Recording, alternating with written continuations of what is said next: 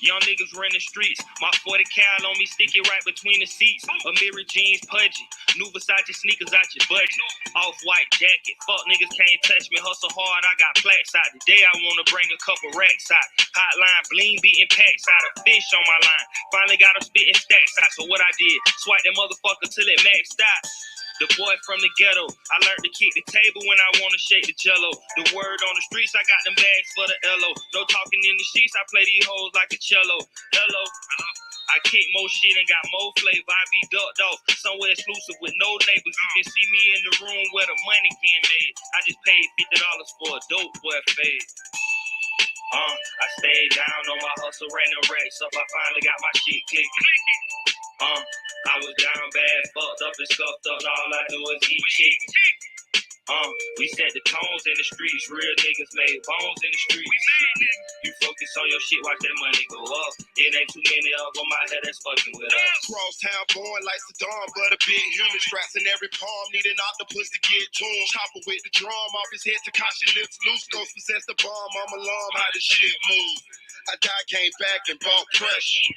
Your blow fell off, it lost self. Me back boss, so go get her. In the transport, gotta eat that cost, I know better. Elemental shit, I just float through the building. Gucci loaf it up, got the hate on kill them. Pickpocket flow, so the hoes gon' feel them. When your blanket moving slow, it's like the panoramic in. You can think you kinda smart, think you floating on my wave. Till you find yourself floating in the ocean with fillets. Package go to custom plug, punk waiting. No need to know the language, I just know and get paid. I stayed down on my hustle, ran the racks up. I finally got my shit clicking. I was down bad, fucked up and scuffed up, and all I do is eat chicken. We set the tones in the streets, real niggas made bones in the streets. You focus on your shit, watch that money go up. It ain't too many of them out here that's fucking with us.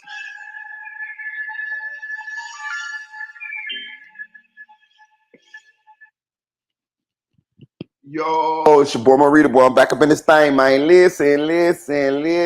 Happy Thanksgiving to everybody. Happy Thanksgiving to everybody. Shout out to Black Kids. Shout out to Ursula Amos. Shout out to Cody for being the first one in this beat. I can't cuss right now, y'all, because it ain't 10 minutes. You know, live, you can't cuss till about 10 minutes. But sometimes I don't be giving them. But I'm gonna try to adhere to some of YouTube guidelines because I sure be showing my natchet black. You know what I'm talking about? They already got me demonetized for about another 3 weeks. You know what I'm saying? Then I'll be back to making a little cash flow on this app. But hey, Black Kid, look, I was talking to Dre Gutter the other day, right? So this song, what y'all be hearing, this intro song, right? This is me and a very popular Florida rapper named D-Boy from Orlando, Florida. West Side, Orlando, Florida, where I'm from. And he very popular. He very popular, especially in Orlando, but in the Central Florida area, and probably, I'm gonna just say Florida, because he know a lot of people know him. And he's been doing it for a while. He's very talented, and so how this song came about, right? Me and D-Boy got a bunch of songs together. We got a bunch of songs together. I told y'all I used to rap, and how this song came about, though, but me and D-Boy been rapping together for a long time, over 10 years. You know what I'm saying? I probably got over 15, 20 songs with him. But how this song came about was I was in the trap. When me and Gutter was in the trap, and D-Boy, he used to come by sometime. You know, he'd come out and chill with us. That's our homeboy. You know, that's the guys. So he'll come by here, chill with us, right? So he came by one day and he was like, Marita, well, he didn't come Marita, he come Pico, but he was like, hey, I got something for you. So I'm like, what's up? He like, look, this is what I'm gonna do. He said, I got a couple beats. He said, I'm gonna let you listen to all of them. You pick which one you want. You drop a verse on it. He said, and I'm gonna put it on my album. I said, all right, bet. Now I got songs with a lot of popular people from Florida. You know what I'm saying? I got songs with Mook. I got quite a few songs with Mook. A lot of people don't know, but I got a lot of songs with Mook, boy. I knew Mook a long time. I knew Mook since we was about 15, 16. We used to go to Mook house, smoke weed and shit. I know Mook's sister, and, you know what I mean? I ain't never meet Mook Mama, but we damn sure be up in our house smoking like a motherfucker. But look, I see I done cut for 10 minutes. Oh Lord. But anyway, D was like, I'm gonna let you pick one of these beats and you put a verse on it. I was like, all right. So he played a couple beats for me and he played this song right here. And it only had one verse on it. It had the hook and it had his first verse on it, right? So I said, I like this one. He say, okay. He say, him. He say, write a verse to it. He say, and I'm gonna put it on the album. I said, all right, bet. So he continued to sit there in the trap with us. And like you normally do, we'll sit in that bitch, smoke some weed, talk about life, talk about getting money. You know what I mean? You know what hood niggas do. Talk about chicks. So we in that bitch chilling. And I took it as like a challenge. You know what I'm saying? I'm like, I'm finna get on this bitch now. So why they were just sitting there talking and chilling and doing whatever we be doing, I got the beat, put that bitch in my headphones. I had him send me the beat. I put it on my phone and I put that bitch in my ear, my headphones, and I wrote the beat right there in the trap at the table. Probably, I wrote the song, my verse probably in about 30 minutes. About 30 minutes. Because I done been around D-Boy long enough to know that if he say you gonna if you giving you something to do, you need to do it quick because his mind switch real fast. You know what I'm saying? And if you procrastinate at any moment of doing it, you might miss out. And I didn't want to miss out the opportunity to be on his album because it's very popular and I know him a long time and I look up to his talent. You know what I mean?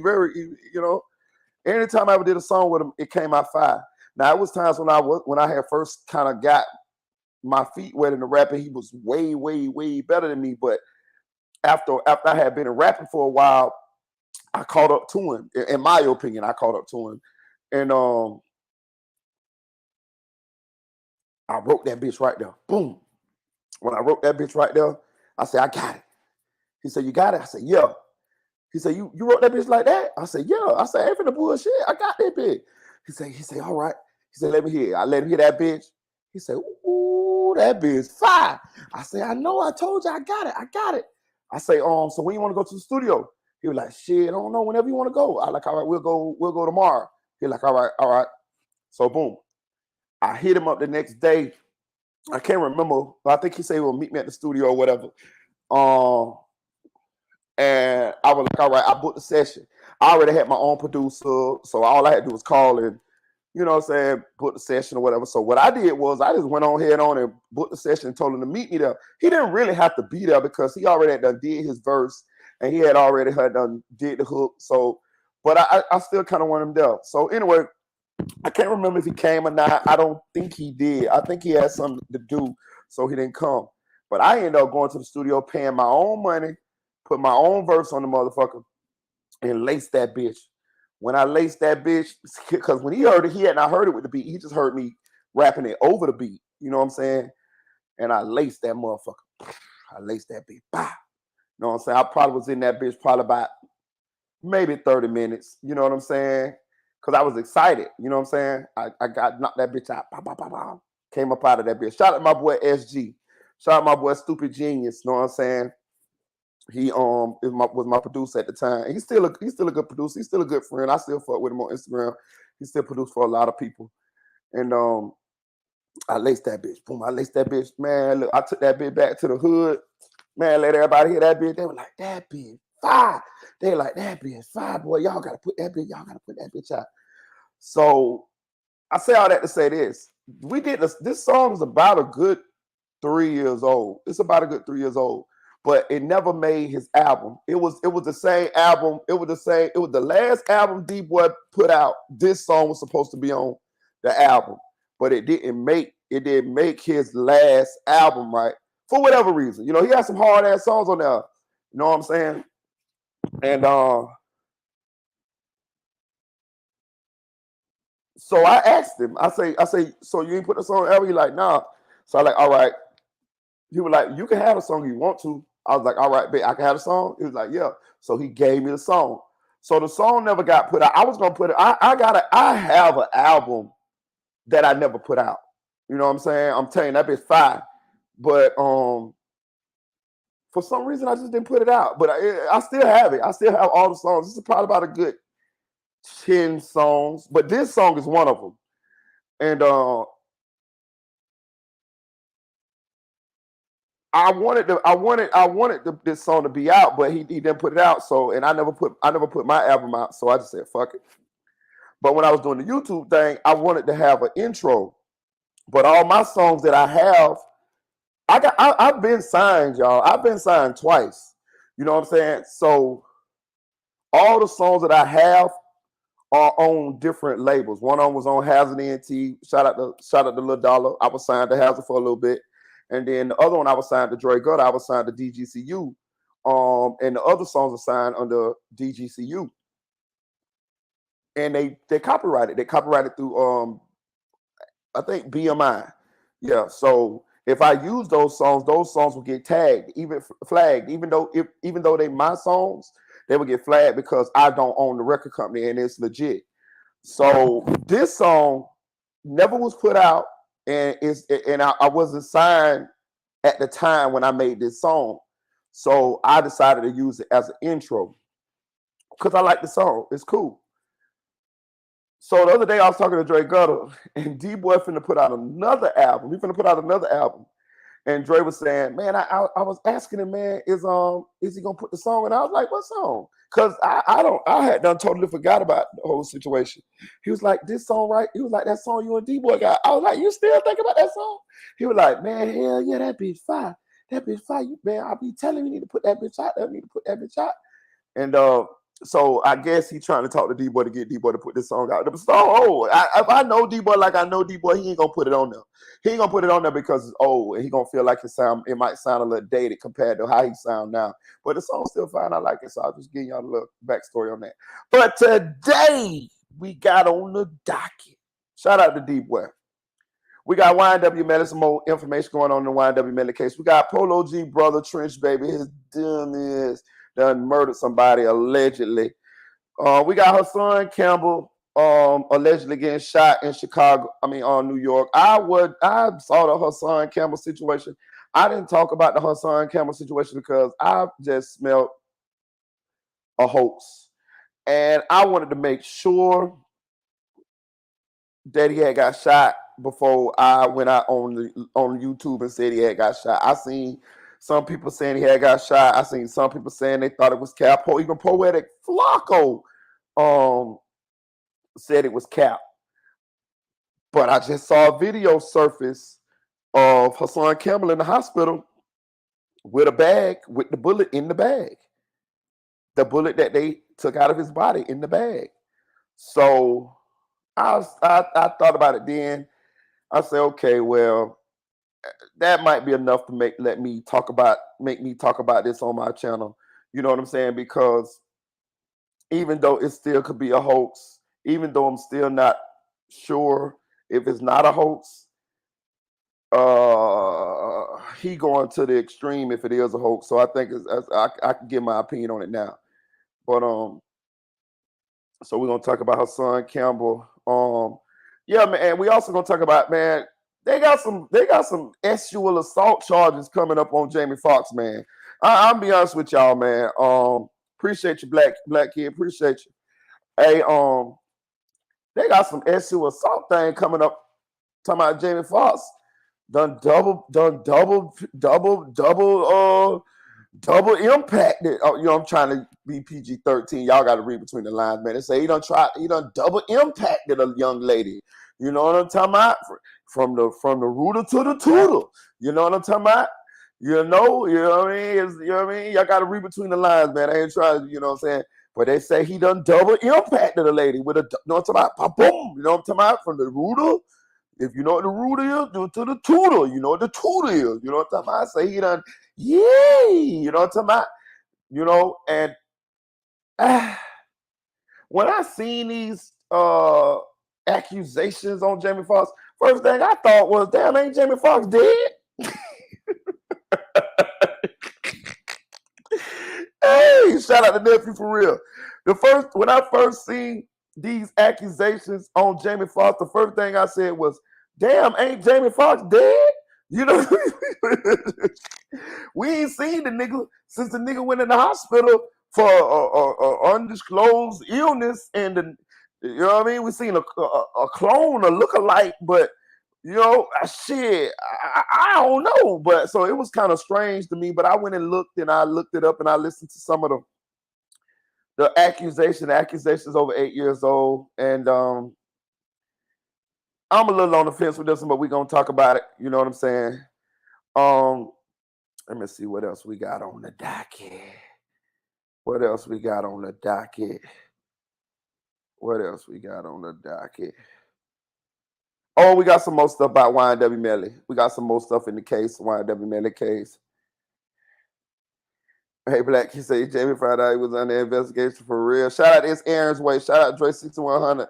Yo, hey, look, y'all. I've been wanting to get y'all lives more often, but y'all know me. When I get on live, I'm on this bitch for about 3-4 hours, dog. Y'all know me. I'm long-winded like a motherfucker. And I be working, dog. I ain't gonna tell y'all no lie. Let me tell y'all something. I work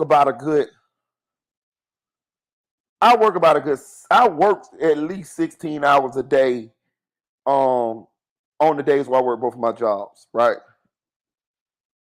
Now, if you count commute time and all of that, I'm probably away from my house some days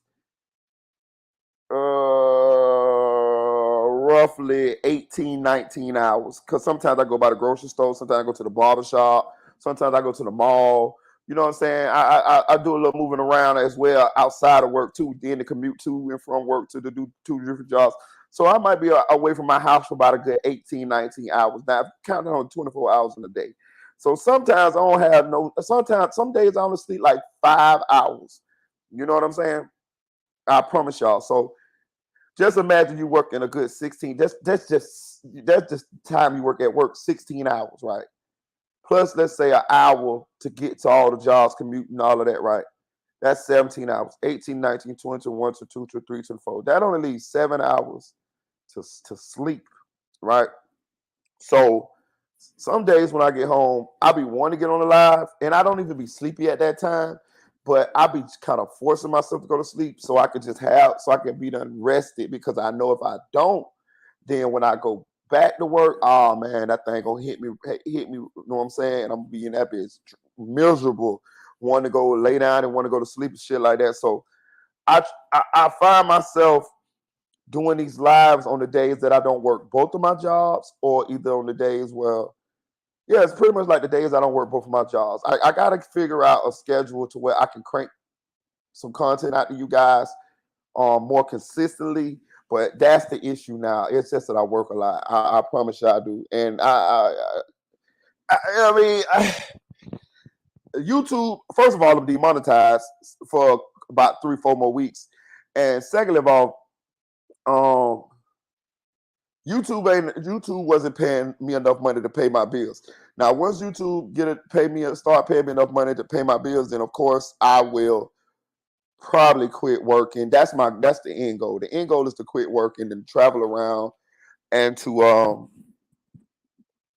create content, which I'm going to get there because I'm never gonna stop. So I'm gonna get there eventually, and I'm gonna start another channel. I actually have another channel. I just ain't putting nothing on it.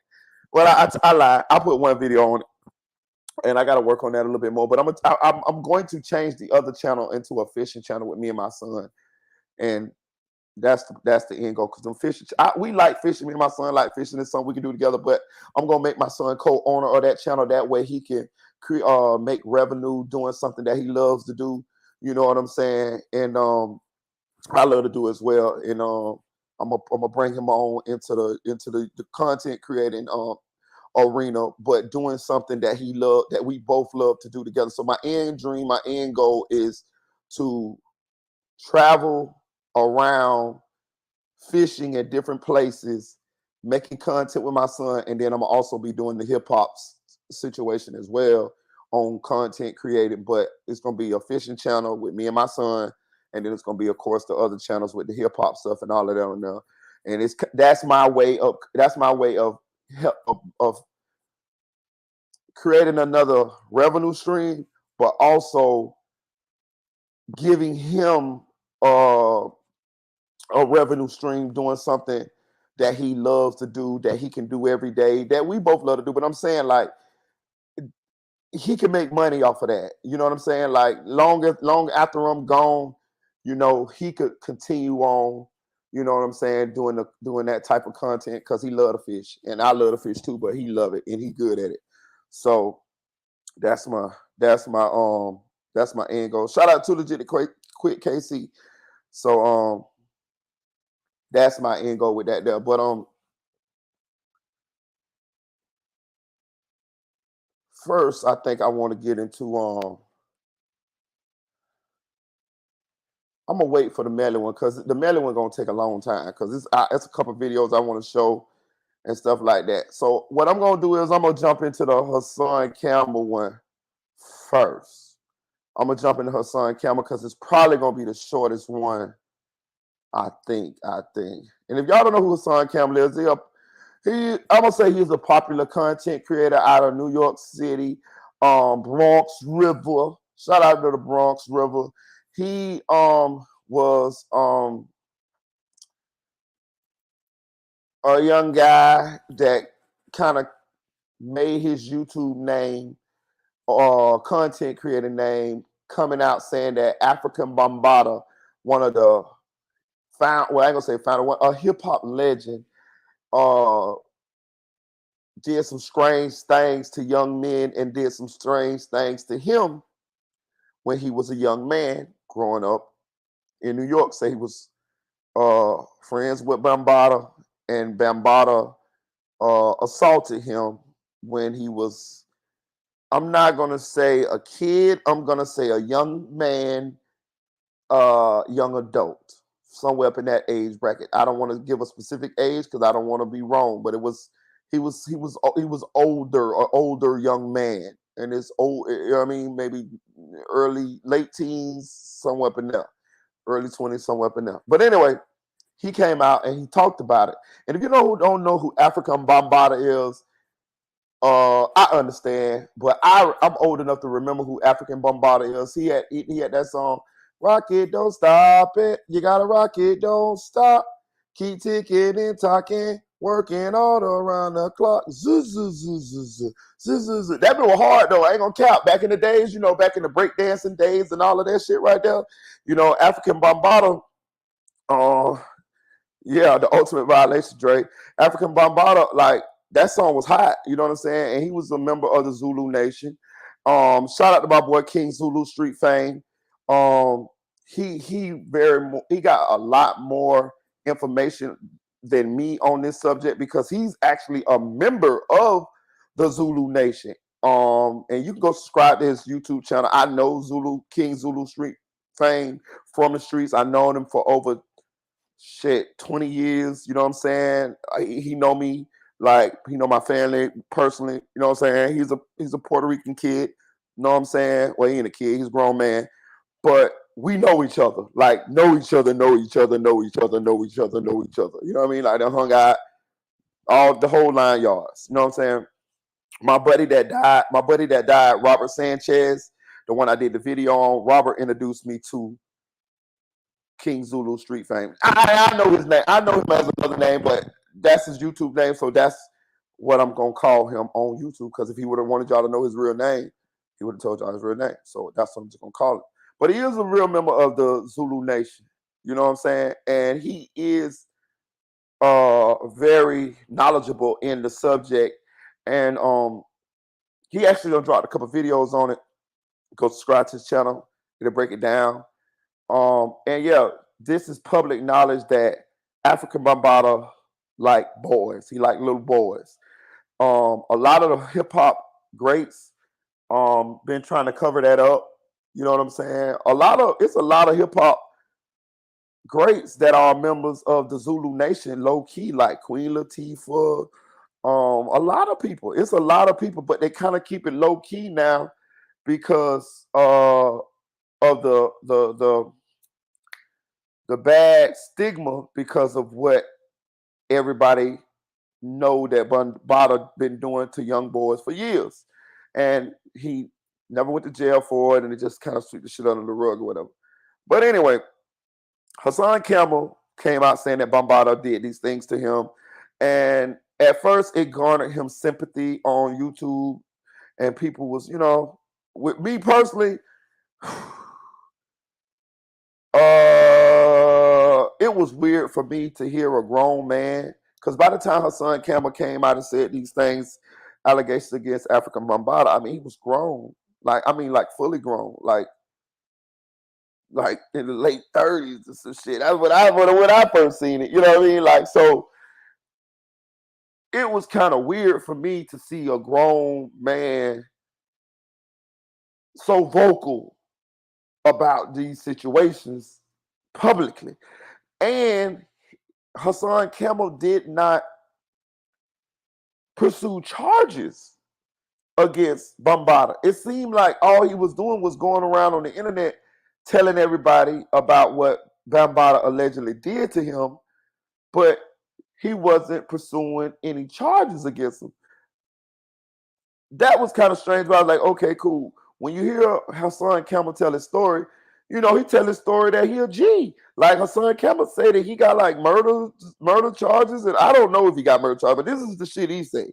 You know what I'm saying? And he even told one story where he said that he went went and shot some niggas or some shit, and Bombada was driving the car while when he was spinning. So when I listened to Hassan Campbell's stories on various platforms over the years talking about the situation and his relationship with Bombada, and he said it wasn't consensual, and it kind of struck me as weird, because if it's not consensual, then why are you still hanging with this man as a grown man? Like, you grown. Like, when I mean grown, I mean you at least in your late teens, early 20s. Like, and you say you spinning on people. Like you say, like, I don't know, I ain't never put his arrest record or nothing like that, but this is the words out of his mouth. He said he get busy. So you get busy, but you're gonna allow the guy who assaulted you to still be, you and him still cool, but you ain't gonna get busy. Like, you ain't gonna do your, you ain't gonna, you know what I mean? You ain't gonna, I ain't trying to condone no violence, but he would have been the first bitch I would have gunned down. I'm just being real. If it was me, and say that really did happen to me, and he, assaulted me, once I would have got myself a hold to a weapon, it would have been murder she wrote for his ass. You know what I'm saying? Like, I'm not gonna still be cool with a man who assaulted me, and I'm big enough to do something about it. Like, you got to go. Like, I'm talking about, I don't give no fucks about that. Listen, I'm pretty sure most men feel the way I feel. You know what I'm saying? I ain't gonna even lie to you. I would bet on that. Like, that's an easy kill for me. Like, that's an easy one. Like, I'm talking about, I ain't gonna even think twice about that one. Like, I mean, I damn that don't even give a damn about getting caught with that one now. I'm talking about, like, you know what I'm saying? Like, for real, black kid. Like, I don't even give a damn. Black kid say he a spoon for real. Look, I don't even give a damn.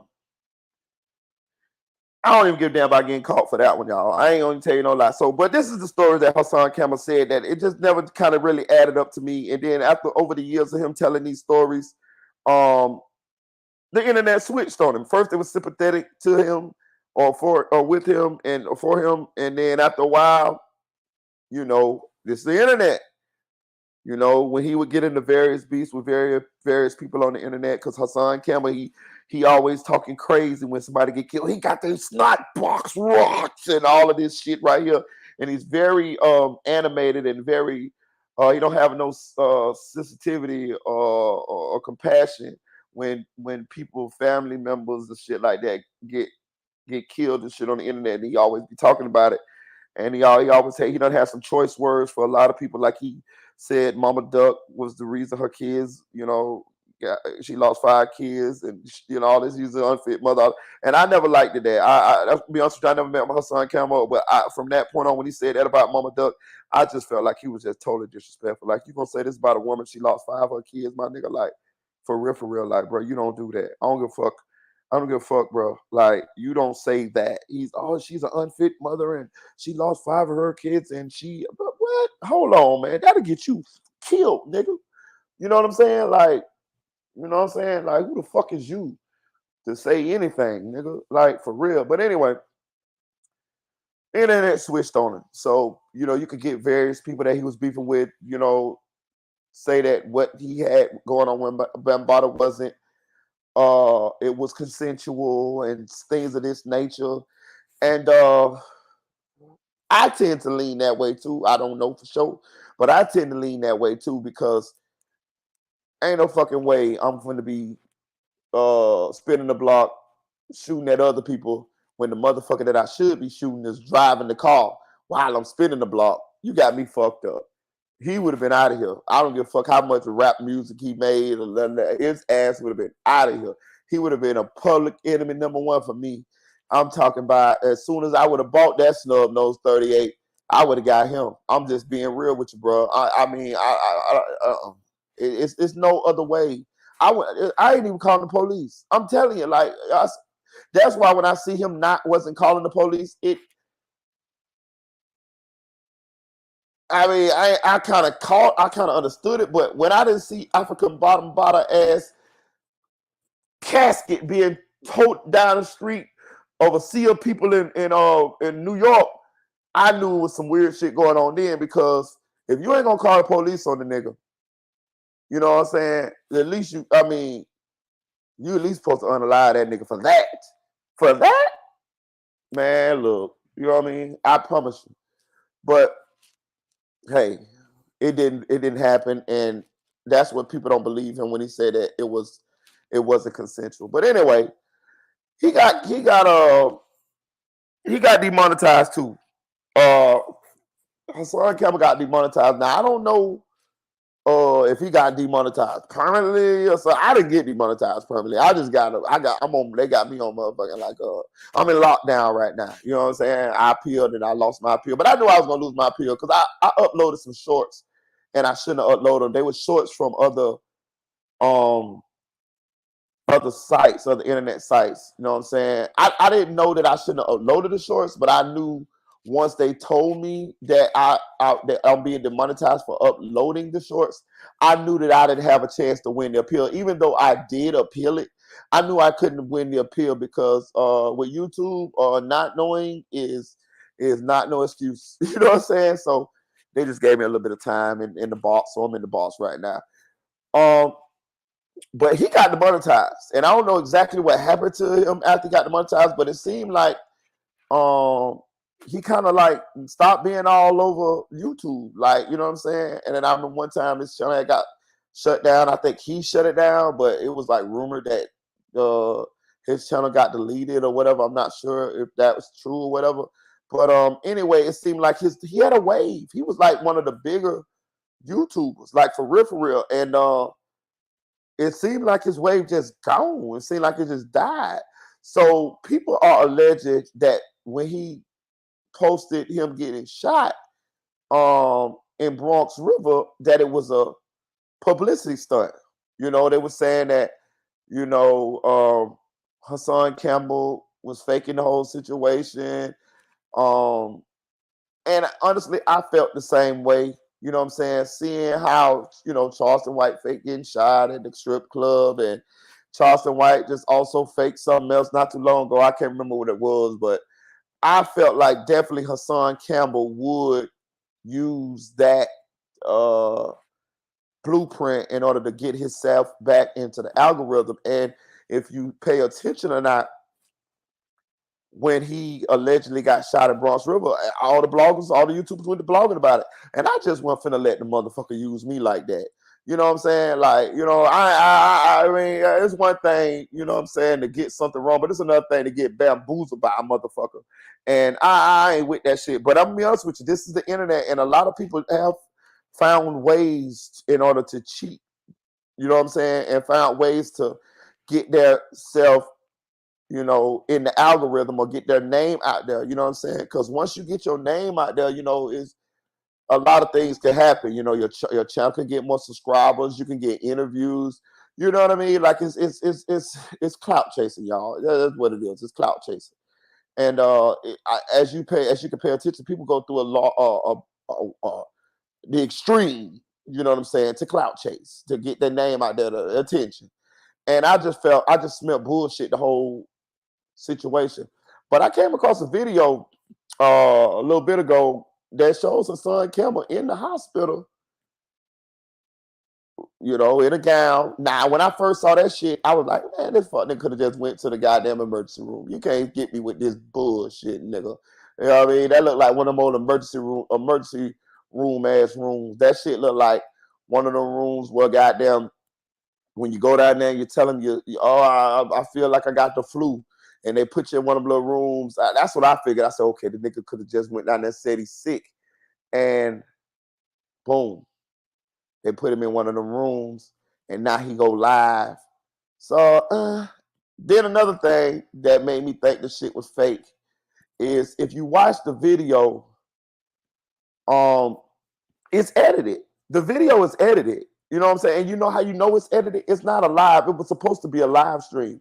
Well, if it's a live stream, then how the fuck is the part about the car, the part of him in the car, talking about, oh, I'm shot. Ooh, I'm shot. And he's driving himself, which it ain't abnormal, but you know, it's not ideal. Normally somebody else will be driving you, you know, I would think. But I've heard people driving themselves to the hospital. This happens. So, but he's like, ooh, I'm shot. Ooh, you know what I mean? But that part of the video is on the end of the part where he was standing up outside the Bronx River getting the bottles thrown at him. So how did that get together? It was a live. Once that live ended from projects, it should have been a whole nother live that showed you in the hospital. But if we look at the video, both of them together, it stops from him being in Bronx River to him in the car saying, ooh, I'm shot. I need to get to the hospital. Ooh, it burns. All this bullshit. So that let me know the video was edited. That was a jump cut. That video was edited. And I know because I edit videos now. This is, you know what I mean? So it's a jump cut. That should not have been in there. So that's another thing that raised a red flag to me. And I was like, I'm not finna blog on this shit. I'm not finna get this nigga no motherfucking other billboard to promote him, because that's all that be happening. When you get into the algorithm or when you make some type of news that make the bloggers talk about you, that is however many people blog on you, that's a billboard.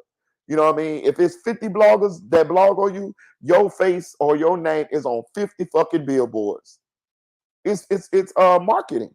You know what I'm saying? If you know what you're doing, if you understand how the internet works, now, of course, a lot of people have real things that happen to them, and this is how their names and shit get on the blogs and get on everybody's billboard. Now, you know, that's their channels or their pages or their sites or their platforms. But people can also make up shit in order to get on the billboards. And Charleston White now showed us this prime example. So I definitely felt like that was happening with Hassan Campbell. So I reframed. But I'm gonna play this video. Who this is? Who did this video? Hood Billionaire. I'm gonna show this video, and we're gonna talk about it, and we're gonna see, and we're gonna dissect it. I felt like this is enough for me to actually talk about the shit. You know what I'm saying? I'm still not 100% sold on the shit, because the nigga could have got a goddamn. What the fuck that is? Okay, I gotta end that one. Okay, I see that. That's how you do another. That's how you do another. What's the name? Okay, then. Stop that one. Okay, but it's enough for me to talk about. I want to see how you guys feel on it. Hit that like button on the way in. Hit that like button on the way in. I want to say another thing too before I get into this Hassan Campbell situation though. Bro, listen, this night right here, happy Thanksgiving, y'all. But this night right here, as a young man, I don't know how it is in other households, but I'm just saying the black community and the black household, this night right here was always a special night. This night right here was like the night that was second to Christmas Eve. And let me tell you why. This is the night where your mama, your aunties, your grandmamas, all of them in the kitchen. And they been in the kitchen putting their recipes and they dishes together. And I'm talking about these are dishes that's been passed down through generations of your family. And they sitting in there and they cooking. They got the ham in there with the pineapples on it, with the toothpicks in it. You know what I'm saying? They in there cooking the pies and the aromas and the flavors and the smells of all this food that that been passed down since the recipes for this food been passed down for generations from your grandmama, from your great grandmama, from your great great grandmama, from your great great great great grandmama.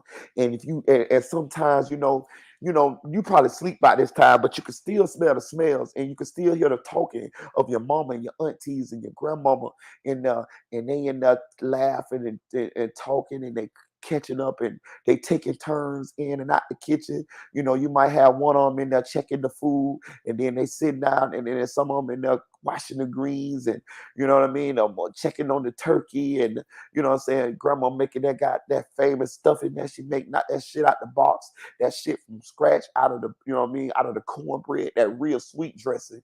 You know what I'm saying? And then they in there talking. You might get up to go use the bathroom in the middle of the night, and you walk past the dining room area and the kitchen area, and you see the lights still on, and normally it's dark in there because it's nighttime and everybody's asleep.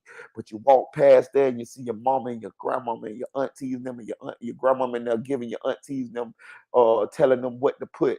And they ain't using no measuring spoons and none of that shit. They can eyeball that shit. They can eyeball work, nigga.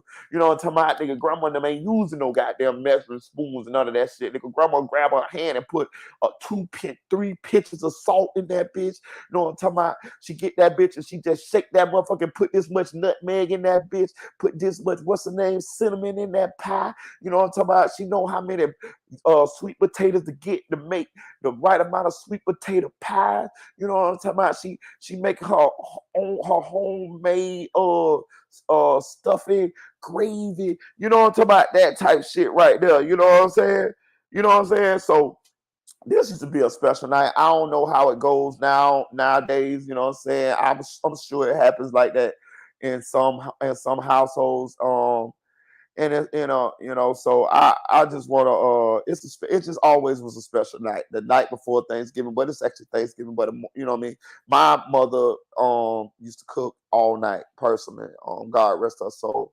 But my mom used to cook all night. And my mom was from Alabama, so I'm pretty sure she got that from my grandmama. You know what I'm saying? She'll cook all night. You know what I mean? So it's a special night. So shout out to anonymous ones. Hit that like button. But yeah, we're gonna play this video by Hassan Campbell.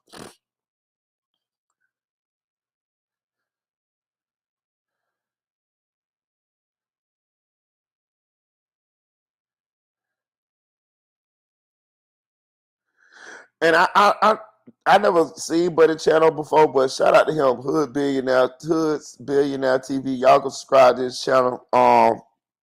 He got the video, and I just want to go over the video. But shout out to him, salute to him.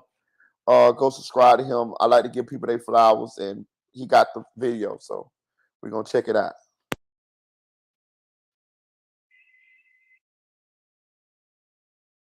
I'm about to take this bullet out. Got a miserable night sleeping in this hospital, boy. Bags looking crazy. Braids looking nasty. Face looking shape up. But I'm still alive. I'm still alive. Oh, man. Boy, Mr. Checkmate will sleep there all night.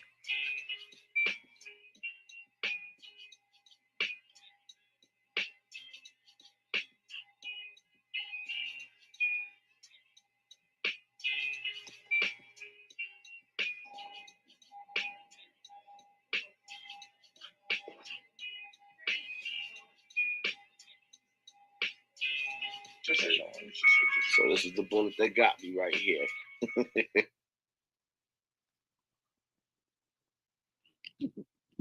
So this what got me, y'all. This what made me even make this video. It look like it's real, y'all. It look like it's real. I see the bullet. That look like what a bullet look like when it's you know what I mean. They get it out you. He in the hospital. I assume this video was made the night he got shot. He's probably already at the hospital. And maybe I'm just saying, I could tell the room that he's in is not an actual the rooms that they have patients in for extended period of time. And I could tell that is because it's only that little bit ass ragged ass chair that buddy's sitting in. It's not like no real room. It's like one of them little shits where they pull the curtains back and you pull the curtain back and it's a whole nother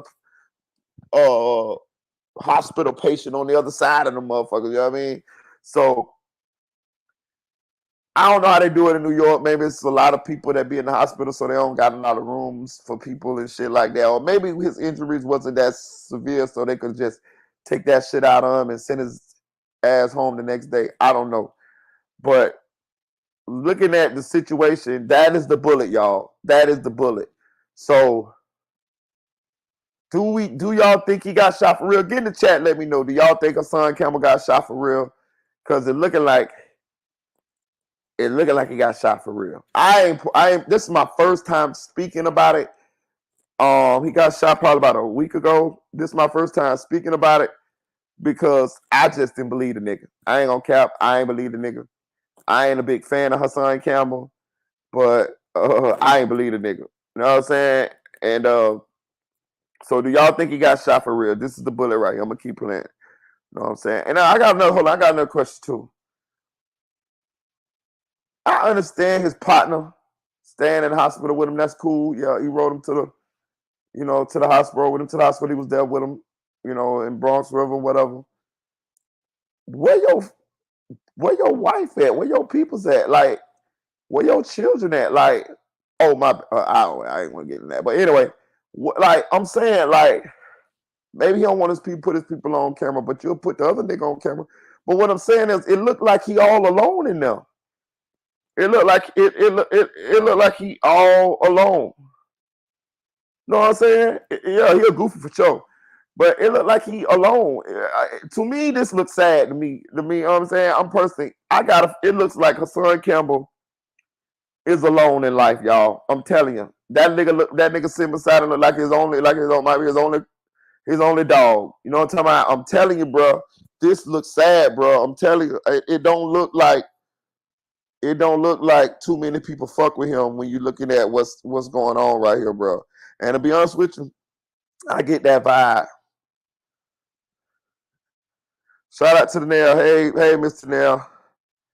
But I'm gonna play it a little bit more. So I'm just saying I'm leaning more now till he got shot for real. I'm about 70% there, but I still hold a little reservation because people do all kind of crazy shit on the internet now that you don't believe. But I'm gonna keep playing it so we can see if we can pick up some clues.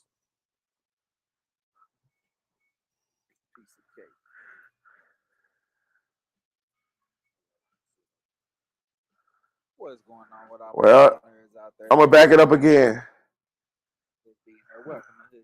Shout out to you, Hood Billionaire, because you got the video game. I'm gonna give you a shout out.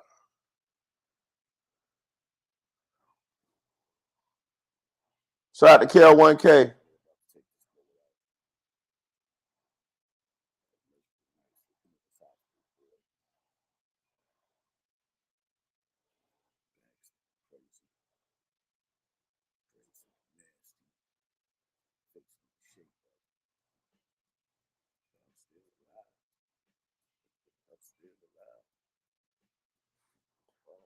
Okay, first thing I'm gonna say this.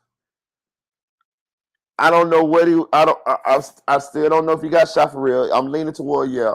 So this is my first clue. You see the bags in the back. So that let me know that they was eating in there, right?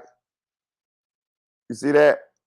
So they was eating in there. That looked like Chinese food. That looked like the box where the shrimp fried rice and shit be coming in right there. So that let me know they ordered food in there. So he been in there. That's definitely the ER for sure. Be honest with you. I'll be honest with y'all. I built 3 hospitals. I used to be a construction foreman for 6 years. From 2012 from 2012 to 13, 14, 15, 16, 17, to 2018. I was a construction foreman. I built Florida Hospital, Apopka Hospital, the VA hospital in Lake Nona, which is a $500 million project. Them the 3: Florida Hospital, Apopka Hospital, and the VA hospital in Lake Nona. So I put these rooms together. And all this, well, not physically myself, but I'm saying uh I've been the person to tell the subcontractors where to put all of these shit at. See that back there? That's medical gas. That's med gas right there. Um, and it's and the X-ray rooms be lead line rooms. Actually be lead in the wall so that the X-ray beams don't shoot out go through the wall. It's a lot of shit, but I did it. So this is it's a real ER. Put it that way, especially with all the shit that I see in there. This is the emergency power right there. We never was allowed to plug into that. That's only for like what do you call it? Life shit. Like the little machine where it go doop, doop, all that shit. Like you can those plugs right there are only for life support, shit like that. You know what I'm saying? You cannot use them for regular shit. But anyway, this is a real ER. I'm with Tennille on this one. So, but I felt like he could have faked going to the ER, said he was sick or something. But when I see the bullet, that's a little far fetched right there. Now, I mean, it's possible, but I see the bullet. The bullet is in the bag. He in the hospital. It looked like it got a little blood on it.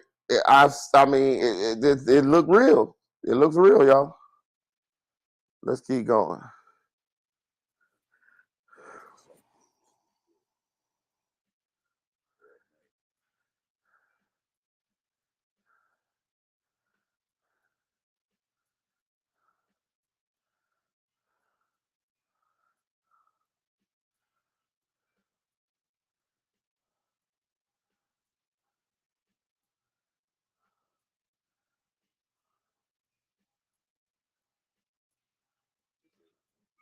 So this is the bullet that got me right here.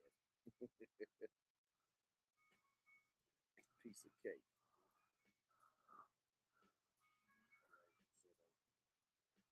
What's going on with all my billionaires?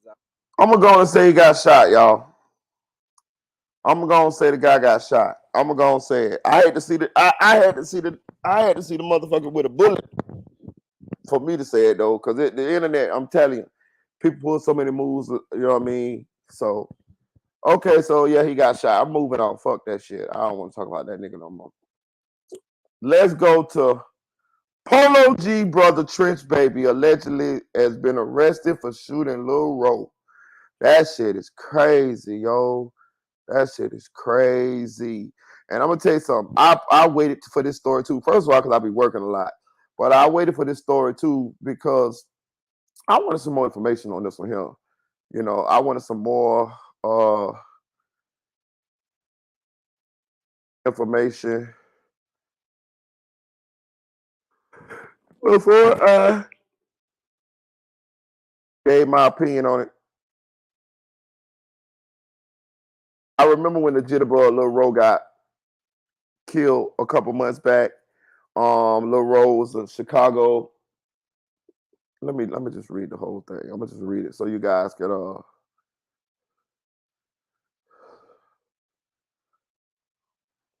okay.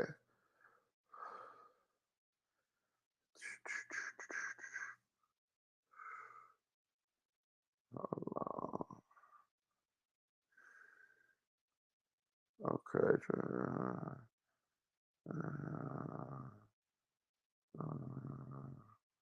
All right, I'm finna screen share real quick so you guys can read along with me or at least get some visuals. All righty then. So it says that Polo G's brother Trench Baby reportedly charged with murder. That's so sad.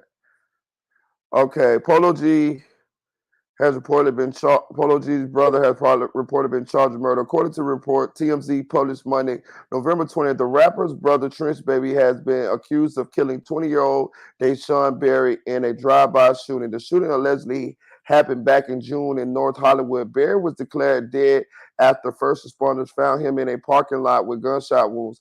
Investigators say Trench Baby, born Torian Bartlett, was also allegedly involved in a series of other crimes that occurred in the months following the shooting. He also facing other charges involving different a different alleged victim. I am Trench Baby.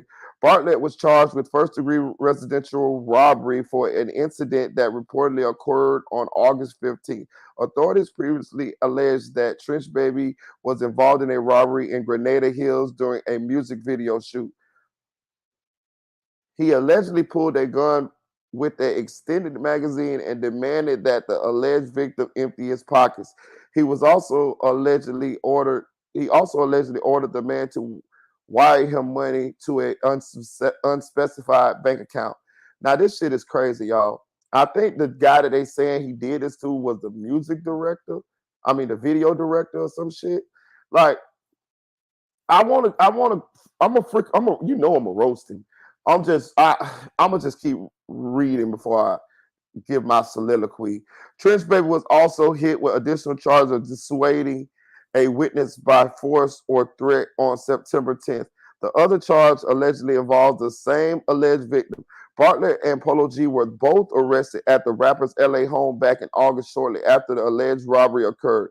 Polo G was charged with the illegal possession of short barrel rifle after police found multiple firearms on his property. Now let me tell y'all. Let me tell you what that is.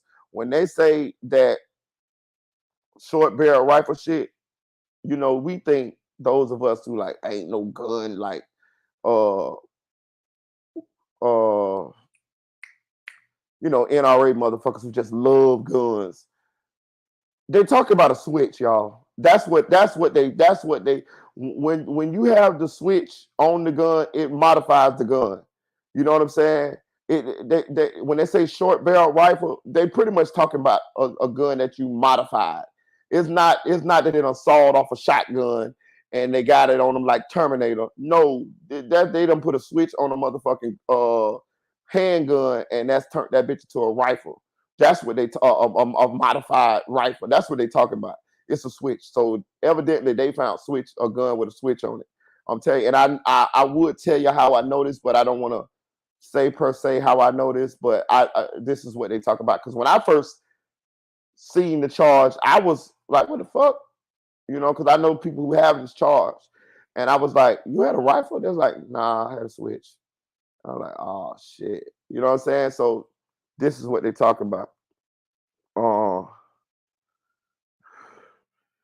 Hey, Tanel said we got to come up with a new name for him because Crash Dummy doesn't do it for real. Doesn't do him just. I swear it don't. But I think the guy they talk about he robbed was the video director. But the boy done did so much dumb shit in a series in a extended period of time to any other things that he did, I can roast him for him. But I feel like if I roast him right now, I'll just end up having to say the same shit when I read further into this damn article. So I'm gonna just wait to roast his ass one time because he gonna do some more dumb shit. You know what I mean? So let's wait. So Trish Baby also hit with additional charges of dissuading a witness by force or threat on September 10th. The other charge allegedly involves the same alleged victim. Bartlett and Polo G were both arrested at the rapper's LA home back in August, shortly after the alleged robbery occurred. Polo G was charged with illegal possession of a short barrel rifle as the police found multiple firearms at on his property.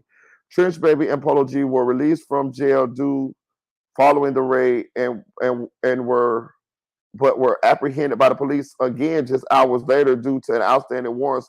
Both Chicago-born brothers had out on them since last April for a separate incident.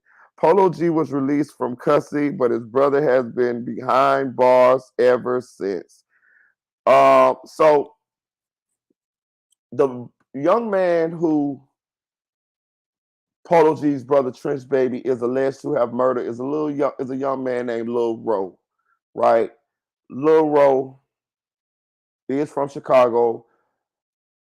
Where they found Lil Ro's body at is only a couple blocks away from Polo G's mansion. Polo G bought a 4.5 million dollar mansion in LA. And where they found Lil Ro's body is only a couple blocks away from Polo G's house. Now, Polo G's brother Trish Baby and Lil Ro are ops. If they from Chicago, so they on two different sides. Lil Ro definitely be talking that shit. He with the shits now. You know what I'm saying? I saw a couple of his lives. It's the typical, you know, gang banger, Chicago gang banger shit. They doing all the dissing, they doing all the, saying what they'll do to the ops, and it's the whole kit capoodle. And allegedly, Trench Baby killed him. Now, it was kind of strange to me. Shout out to Music 101 because me and Music talked about this uh, behind closed doors. We talked about this, kicking this shit around, trying to figure out, how the hell would Lil Ro be only a couple of blocks away from Polo G's house when they found his body? And I remember when he first got killed, they said that he was walking alone down an alley in LA. Like that shit just seems strange to me. Like, so you're not from LA, you're in Chicago, you're from Chicago, but you're in LA and you are walking in an alley by yourself a couple of blocks away from your op house, who's not from LA either. He's from Chicago as well. Like, what's the chances of you running into your op from Chicago in LA and both of y'all in LA? And what's the chance of you getting murdered blocks away from your op's house in LA? Some ain't adding up here. Some ain't adding up here. Some in the milk ain't clean. Now, TMZ did leak Polo G's address when he bought the $4.5 million mansion. I'm not sure, but if I had to lean, if I'm gonna make an assumption, I feel like Lil Ro was trying to lay on Trench Baby. And when I mean lay on him, I believe it was on some shit like, because they say he was in LA for about a week. I think it was on some shit like how they normally do. Either he was trying to get the drop on him, or either he was talking shit on Wolfen and saying, "Hey, pull up on my side," or around the corner. I think it was something like that, because I just don't see him getting killed that close to Polo G's brother's house, a $4.5 million mansion. You got killed a couple blocks away. How did you end up there? You was pulling up. You had to be. You had to be pulling up. You had to okay, so if you wasn't pulling up and it wasn't no correspondence back and forth, how would they know you there? How they in a mansion? I don't know if y'all ever seen a mansion, ever been in a mansion. I actually took my son on a mansion tour or whatever, because I realized that young men covet what they see, and he told me he had never saw a mansion, and I wanted to make sure that he had a visual on something, so that if he, when he grow up, he can try to shoot for that. Because in the hood, we look at rims and cars and gold teeth and shit like that, and we covet that because that's what we see every day. So I wanted to let him see, if he continued to get good grades and continue to, be good in school and play sports well, and stay in school, what he could attain, more so than just attaining the shit that us people see in the hood.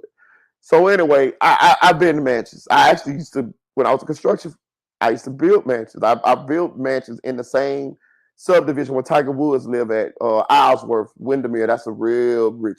Shaq used to live there. That was a real rich place in Orlando, Florida. But anyway, if you ever been inside a mansion, you don't even know what the fuck going on outside. When you in a mansion, it's like you in your own world. If you ain't looking at the cameras, you don't know who out there. It's like you insulated. I'm telling you, if you ever been in a mansion, you are very insulated. You can't see the outside world. It's like you in your own world. You know what I'm saying? You don't know what the fuck going on out there. So how would they know if they inside that mansion? A $4.5 million mansion. Now you got basketball. You might be way out back at the basketball court. You know what I mean? You might be way in the pool somewhere. You might be way in the bowels of the mansion, in the game room. The game room might be three floors down. You feel what I'm saying? It's so many rooms in a mansion you can get lost in that motherfucker. You know what I'm saying? So how the fuck would they know that Lil Ro is outside, a couple blocks away? And y'all ops. So what's the coincidence of you running to your op? I'm telling you, I don't know the evidence that they got on Trish Baby, but I believe when the evidence come out, it's going to be some kind of correspondence between him and Lil Ro woofing. Lil Ro might have been talking shit. I tend to believe, I'm not trying to absolve Trish Baby of the crime, but being that Lil Ro was actually a couple blocks away from Trish Baby's and Polo G's mansion, it lets me know that he went there. He went there willingly. You know what I'm saying? Now, whatever the reasoning for him going there, I don't know. I'm just speculating. But he had to go there willingly. You know what I'm saying? And allegedly, Trish Baby killed him. Now, this is just insane to me because I watched a couple documentaries about Polo G. You know, I like Polo G's music, man. I really do. I really think Polo G is probably the number 2 talented rapper out of Chicago. You know, of course, under Dirk, but he on Dirk ass. When you listen to Polo G rap, he can fucking really rap. Like Polo G can really rap. Like I know the drill music is different, you know, and it's drill music, but not a lot of drill rappers for me really know how to rap. A lot of times they just be screaming on the record and dissing people and talking crazy. But it's a few of them that can really rap. Polo G's one of them. Like he can fucking really rap. He got nice wordplay. I mean, he got bars. It makes sense. And he's definitely talented. He's definitely naturally talented. When I saw the little documentary with Polo G, the first thing that stuck out to me was these niggas wasn't poor. When they grew up, they wasn't poor, y'all. Polo G was not poor.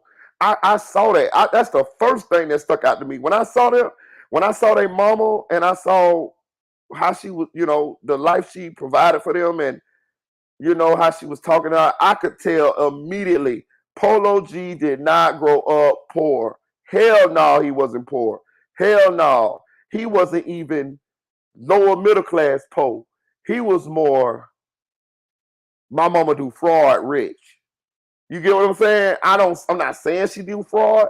I'm just saying when I saw Polo G looked like the type. Polo G mama and the situation looked like my mama fine.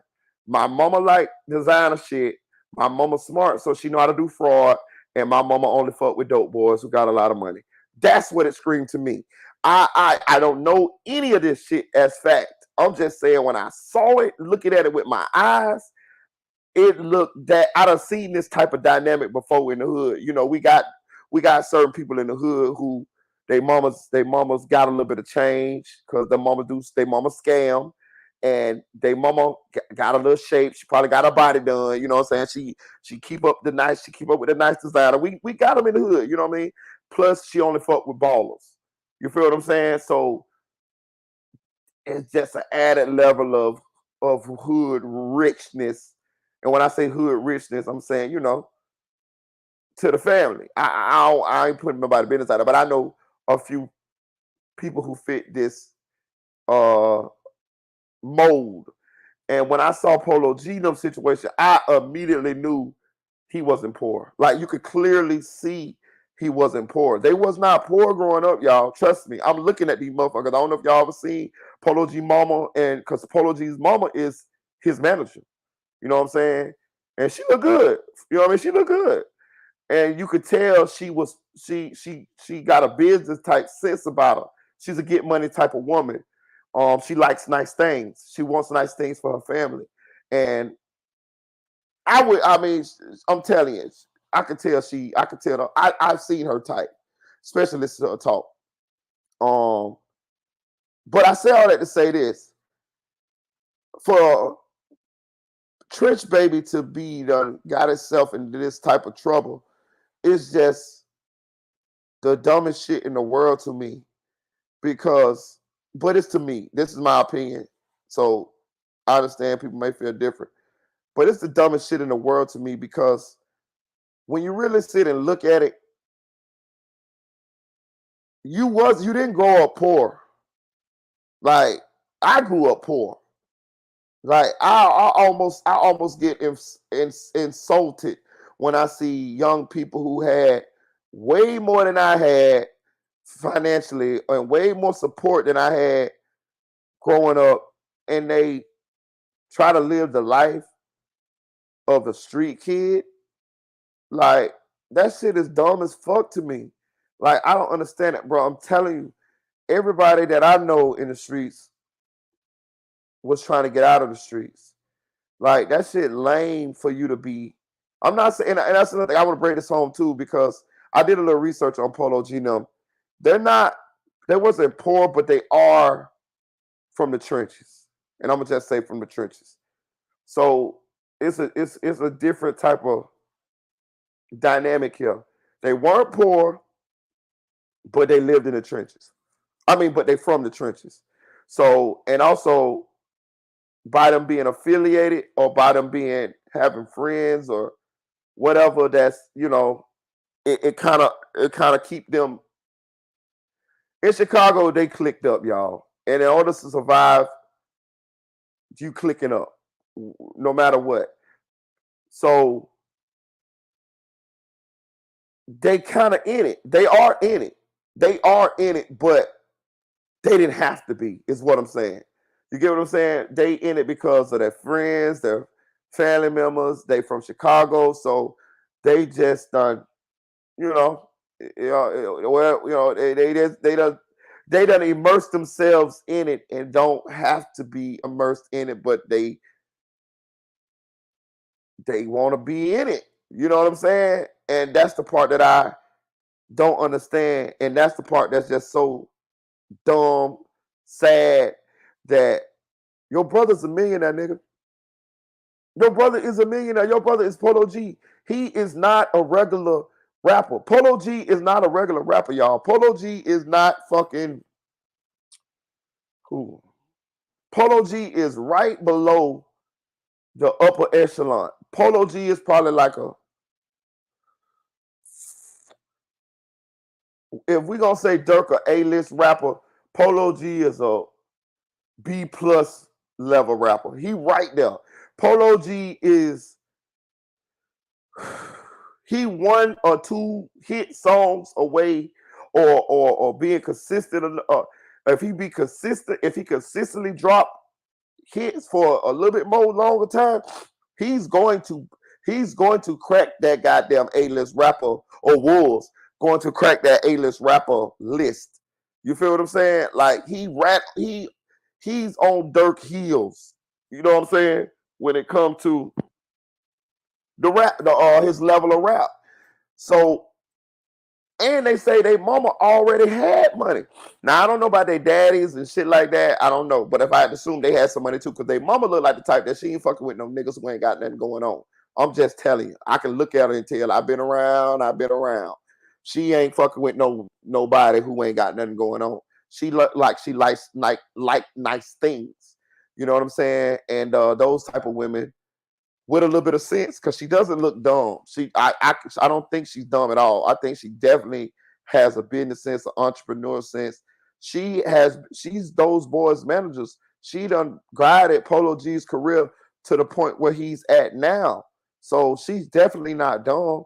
And she was guiding Trench Baby's career as well. So can you imagine someone who never been in the music industry at all having two children and guiding their careers to where they are now? Well, Trench Baby ain't really, but Polo G is, and you can only assume that the clout of Polo G was going to pull Trench Baby up slowly but surely, and it was pulling him up slowly but surely. But back to the subject. This young man get the crash out dummy of the year. Like, bro, it's almost the akin to if you took Carlton Banks off of the Fresh Prince of Bel-Air and he called a murder charge. Like, that's kind of what this is. Like, Trench Baby, I understand you from the trenches and all of that, but big dog. And how I'm gonna say this? You're from the trenches, but being that you had a privileged life or a life that a lot of young black kids from the inner city aren't afforded, we don't look at you the same, y'all. Like, I hate to say it like this. I hate to say it. The money is not being that you didn't have to struggle like the normal inner city urban kids do. We don't look at you the same. You're not. I don't care what you do. I don't care if you walk around with guns. I don't care if you claim a hood, but you really live out where it's nice. And I don't care if you got family in the hood and you come back in the hood and you hang in the hood, but you go home to a nice crib and your mama got Benzes and she got businesses and y'all got nice shit. Like, y'all all got designer and shit as a young age and all that shit. Like, we don't the impoverished inner city kids do not look at y'all the same. You're not the same because your living situation is different. It's better. It's actually the living situation that we would dream to have. You know what I'm saying? But it's like you try to be one of us, but being that you privileged, it's gonna always be that barrier there because you're here in the trenches because you want to be. We're in here in the trenches because we have to be. That is the difference. And if we didn't have to be, we wouldn't be here. If we had the resources and the life and the support and the family dynamic like you did, we would not come here. You see what I'm saying? Like, that's the difference. And if you not from the streets and you go to the streets, we look at that shit kind of like a little bit of lame. Like, I'm gonna be honest with you, like, we're not gonna tell you that because most of the time you probably from a better situation. So we're gonna try to befriend you so we could kind of get a glimpse or maybe get an opportunity or maybe get out, knowing you and knowing your parents could get us out of the hood. Maybe your parents are like us and we'll get to experience some shit by being your friend because you have money, because your parents have money.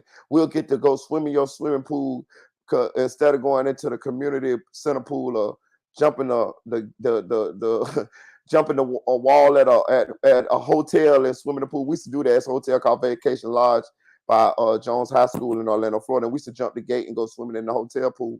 You see what I'm saying? Or we'll go to the Jackson Center, the community center pool. And we can only do that in the summertime because it was closed down the rest of the time. But sometimes you can sneak and jump the gate and get in the pool. But I'm saying all that, right? So inner city kids who poor, we like to have friends who have more than us because it's our escape. When we go over their house, we get to play. They got all the video games. They got the new games. You know what I'm saying? We go over their house. It's food in the refrigerator. We get to eat. You know, it's no food in our house, but it's food in their refrigerator. You know, you go to your friend's house with some money, they be like, and their mom ain't home. We love that because we get to get in that refrigerator. And then they'll be like, we be like, bro, y'all got something to eat? You be like, bro, it ain't nothing. This is what they gonna tell you, bro, it ain't nothing there to eat. Bro, you go, so you be like, man, he be like, nah, it ain't nothing there to eat. I'm telling you, bro, ain't shit in there, bro. Go ahead, look. Man, when you open that goddamn refrigerator, you see your eyes just get big. I'm talking about you see all kind of shit in there to eat. Now, this shit that they take for granted, this shit that they think it ain't nothing to eat in there. But you see us. You see some eggs. You see some bread. You see some milk. You see some sugar. You see some cereal. You see some so you see a little bacon, some sausage. So in your mind, you're like, shit, I can make some French toast with this motherfucker. You know what I'm saying? Like, you see what I'm saying? But to your rich friend or your friend with a little bit of change, he like, shit, ain't nothing there to eat. You're a motherfucker live and ain't eat. Let me work. Watch me work in this motherfucker. I'm talking about before you know it, nigga. The poor hood kid got a plate stacked this goddamn high, nigga, of food that he done concocted in that bitch because we used to making nothing out of something. Now, back to Polo G. I want to say this too, y'all. You know, the spotlight is on Trench Baby for what Trench Baby allegedly have done, allegedly murdering Lil Ro, robbing the goddamn cameraman, and all of this bullshit right here. But I want to explore another angle, y'all, because I was talking to Music 101 because me and Music were talking about this. And I was saying that Polo G should have guided his little brother better than this, right? Music proposed this. Music said, how we know Polo G ain't with the bullshit too? And it got me to thinking. He said that how can Polo G tell Trench Baby anything when Polo G with the shits too? And it got me to thinking. I think that might be more of the way the dynamic is between them than what we know. Polo G kind of quiet. He kind of, he looked kind of innocent. He kind of looked like, I can't believe he a gangster. You know what I'm saying? Like Polo G got that look to him like, he don't look like he hard. You know what I mean? Or he got that look to him like, I don't think he'll do nothing. You know what I mean? But as we can see, a lot of these young men look like that nowadays, and they'll do something. They'll get busy. So Music was like, how can Polo G tell Trench Baby anything when Polo G may be possibly with the shits as well? And when I think about it now. Think about the situation where Polo G got into. Think about, I think when Polo G, one of his friends got killed, Polo G went back to Chicago and, standing on the block and all of this shit, letting him know it's up. I think Polo G got caught with a couple guns, a gun or two or something like that. He just got caught with some guns just now. You know what I'm saying? So I think Music onto something. Shout out Music, want to go subscribe to the show. I think Music is onto something. I think Polo G is more complicit in this behavior than we know. He looked like he's just possibly good at covering it up or hiding it or not allowing it to get out as bad as Trench Baby is doing, or he doesn't do it as hands-on frequently as Trench Baby. Trench Baby definitely seems like the hot head of the two brothers.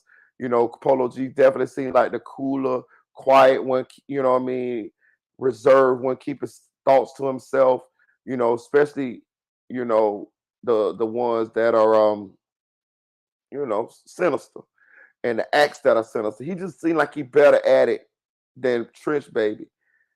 But I'm with Music on this one. Because I was under the impression that Polo G probably was like, oh no, you tripping, bro. You can't be doing that shit. I got this money, woo woo woo. Like, but when you look at it, Polo G got caught with the guns and all of this type of shit too. It let me know that he's some kind of way complicit as well. And being that he kind of in the shit too, he can't tell Trench Baby nothing. He can't tell him nothing because he'll get busy too. Them dudes around Polo G will do something too, y'all. You know what I'm saying? And I think regardless of that Polo G may look innocent, I think he'll do some shit too.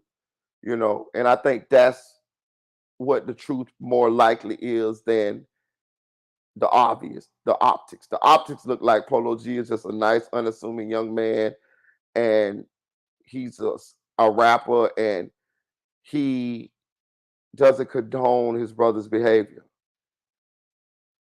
But the truth may be he is just as dangerous and he does shit too. He just ain't get caught. You know what I'm saying? That's what it's looking like. Hit that like button, y'all. Hit that like button. But on any accord, I think I would like to see what the evidence that they have against Trench Baby. I wonder, is it one of those guns that they recovered when they were when they raided Polo G's house? I I tend to think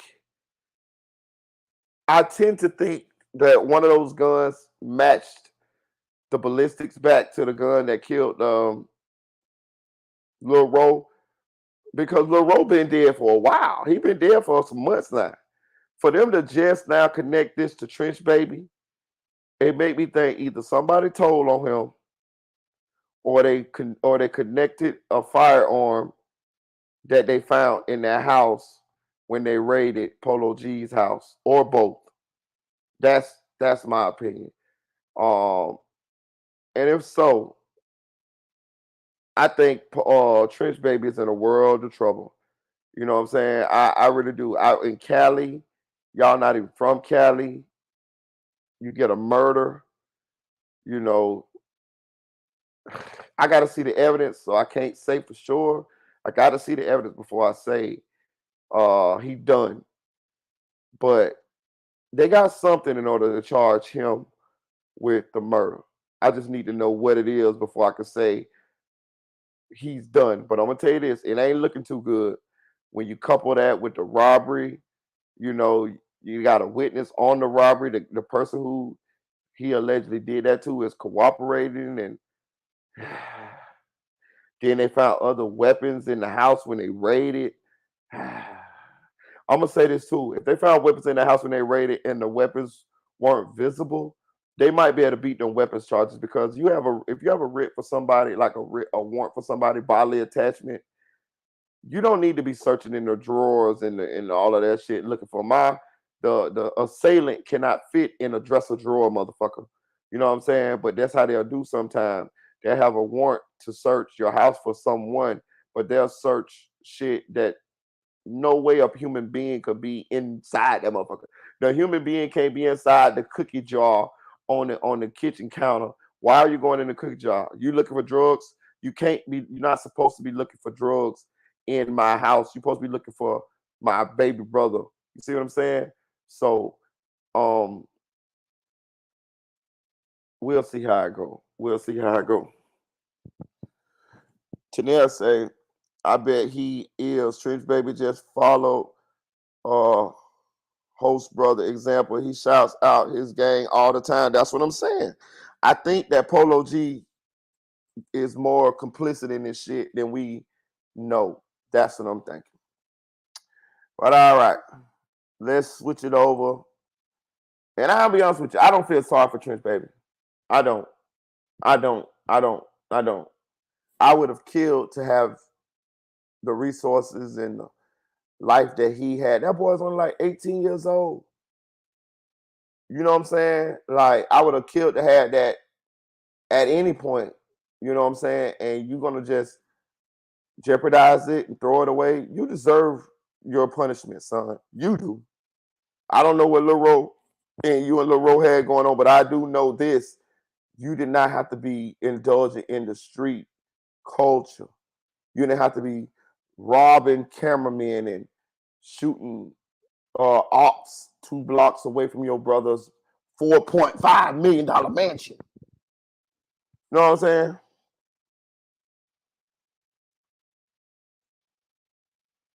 That's supposed to be his autocorrect. He be killing me for real. You allegedly killed somebody a couple blocks away from your brother. $4.5 million mansion. Let that sink in, y'all. $4.5 million mansion. Man, listen, man. I want to cuss you out, Trench baby. I want to say fuck you and damn you, but I ain't gonna do it. I'm gonna just say, I hope you grow up, son, and I hope this situation. Well, I ain't gonna say I hope that because I don't give a fuck. To be real with you, I don't care whether this situation cost you your life because you just that dumb. You know, like that. You know you done fucked up, don't you? You know you done fucked up. So I don't care. I'm gonna be honest with you, Trench baby. I don't care. I do not care because the amount of shit that you done did and didn't have to do shows that you did that shit cognizant, willingly. You knew what the fuck you were doing. Like you seem like a spoiled little privileged kid. You know what I'm saying? So you better be able to take all the consequences of your action, Trench baby. I don't want to hear you crying in that cell. I don't want to see you, you know what I'm talking about, talking all none of that. Oh, they ain't treating me right and all that. You rap where you wanted to go, son. You didn't like living in the mansion. You didn't like sitting in the jacuzzi, wiggling your toes. You didn't like being out here with the free, being able to eat what you want to eat, see your loved ones, go places, travel, wear nice clothes, drive nice cars, sleep inside your brother. $4.5 million mansion. You didn't want all of that. You didn't care about none of that. All you cared about was spinning and being known as the biggest gangster and all of this. Okay, well, gangsters don't live that long. You know what I'm saying? And you going with all the old gangsters at right up in there. You know what I'm saying? So hey, enjoy yourself, Trent, baby. Enjoy yourself, son. Enjoy yourself. You're going to be the laughing stock or whatever prison that you get to because everybody gonna know that you threw it all away. Shout out to you, Tennille. You said it right. He threw his life away on purpose. Like he went out of his way to do that shit. For real, he did. And on top of that, what about your mama? What about your mama who did whatever she did and guided y'all and provided for y'all and for y'all to be right there where she wanted y'all to be? Like let me tell y'all something. Very rarely do our children end up where we want them to end up. Very rarely. You know, first of all, they have their own lives to live. So what we want for them is just our wants. But the children got to want the same thing in order for it to work, or it's their life. We can't live vicariously through them. We have to let them live their lives. But so very rarely do what we want for the children align with what the children want for themselves, and very rarely do we attain it. You know what I mean? You know how many people want their children to be singers, actors, athletes, and the children either don't want to do that or it doesn't happen. And but in this case, well, it kind of did happen because she ended up with gangsters, but they were successful. She wanted like it was there. Like it's there. It was in their hand. And now she got to deal with one son going to jail for murder. And of course, they're going to have to spend a whole bunch of money and get a very rich legal team. I mean, a very expensive legal team in order to defend this boy. And that ain't no guarantee still that he going to come home even when that happens. So, oh, man, I just don't know. I just don't know. I just don't know. All I'm going to say is, man, rest in heaven to Lil Ro, even though, you know, you was with the shits too.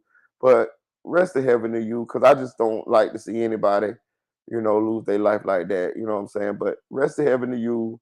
Um, I don't have no sympathy for Trench Baby personally. I just can't. I'm trying to think of some, but I can't. I can't. I can't. I can't. So we just gonna say, hey, we'll see how this thing turn out for him. I want to see what evidence they got against him before I can say he's done. But evidently they got something. So I'm gonna just lay around and wait for the evidence to come out. All right. We're gonna switch this thing to the Melly content. We're gonna switch this. Now we had a lot of weird things that went on in the Melly trial recently, right? We had a hearing the other day that the audio was horrible. Listen, y'all was on my live. This is when Miss Boutros and Detective Moretti both were testifying as to what happened in that room that day that they say that Detective Moretti seized Jamie King, Melly's mom's phone.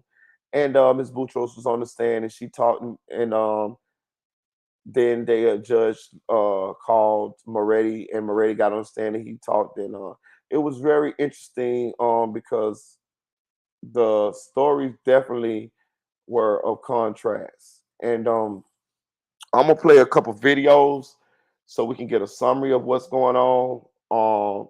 And then we're gonna talk about it. Let me see. So we can talk about what happened.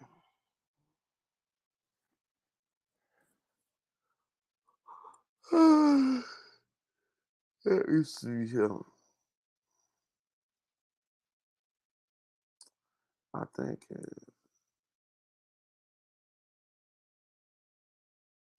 okay. I think I'm gonna play Cuff Boys first.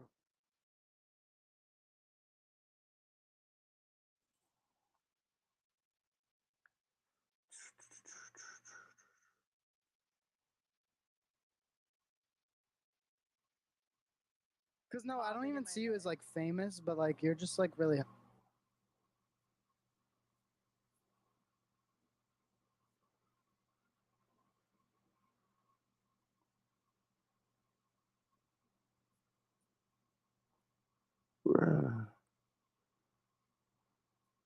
Because no, I don't even see you as like famous, but like you're just like really hot, and I like get intimidated. So.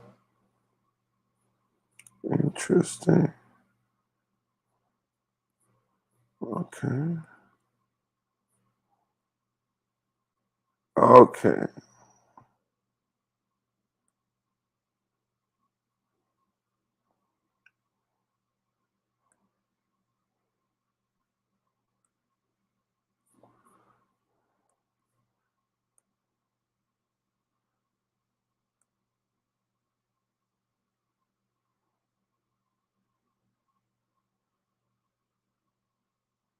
No, it wasn't just you, Tanel. It was the what's name. They even talked about it on different platforms. But people thought it was me though. But it wasn't me though.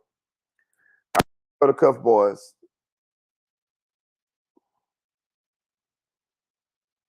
Mom's search warrant for her phone. Boutros also stated she would never work with. So he took the phone and how he conducted the search warrant. I leave the room. I'm done with the statement.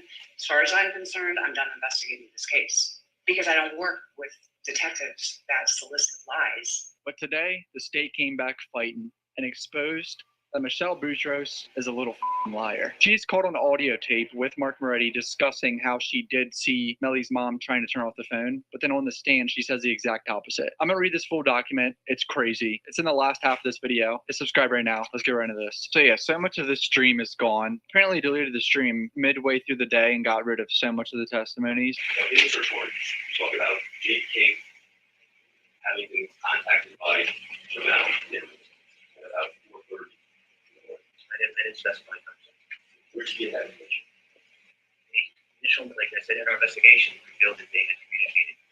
That in our investigation came from text messages that we received from the Bagley family stating that there was communications. And I spoke with Ms. King in the hospital. I believe that she said that she had communicated with her son. She does not know where he's at. She did provide his phone number. We did later corroborate that. We did find out that they were communicating. There's the phone records of that. Instagram, they communicated through Instagram. We have the actual messages of them communicating at that time. That was later corroborated when I wrote. Now, in the affidavit, what information in that affidavit is your personal knowledge and what information was from other sources? Specifically, which one you're referring to? So I'm asking what in that affidavit is your personal knowledge? Everything here is my personal knowledge. At least in the investigation, because our investigation also revealed How? What is your knowledge? I did see the text messages from the Bagley family. We do have them. We do have them. You have them as part of discovery. That's where we first made aware that there was communication that morning. 4:35, victim Courtney Henry entered the emergency room. And it goes on. Where did you get that information? Officers on scene, the video. You had the vehicle right there at the ER entrance. That portion was all relayed to me by the officer on scene. Recording studio evidence was obtained from Detective Bertrand and Detective Williams. Well, it says Williams when I first wrote that. It's actually Davis Withers. He just said Dontavius Withers, one of the guys that was in the separate vehicles from the studio, lied about his name at first and said his name was Williams. That's funny as shit. The audio is so bad. It's, oh my God. The detective requested a warrant for cell phone. Either 7, the cell site used by said cell phone. This is the cell phone number for Janelle Evans. This happened also requires a warrant for cell phone number 9081 and the cell site used by said cell phone number. This is the cell phone number used by Anthony Williams. This warrant is specific to historical data. Said that the phone used that cell site. How do you know? On the knowledge. I have every cell site. Absolutely. It'd be common to you, but you know that everybody knows. You asked me to testify what everyone would know in the United States. You asked me to testify what everyone would know in the United States. That was a good one. They don't like this detective talking about cell sites at all because they weren't able to ask him in deposition about any of that, and it kind of blindsided them. But it's kind of their fault for not reading the affidavit years ago, and then in their first deposition asking him. What is ATI? Advanced timing information. Advanced timing information is data that is collected by the cellular companies. It's the way that the network is able to communicate with the phone, as well as the way that they can dial into the validity of the phone and how it communicates with the tower. Timing Advance also provides us, law enforcement, with historical location data. Reviewed by state attorneys knows what we're talking about. They're also submitted to a judge. These warrants don't go to a common person. So anyone that deals with this or has been dealing with this knows what this information is. It does not. There's no place in the affidavit that you explain what ATI is.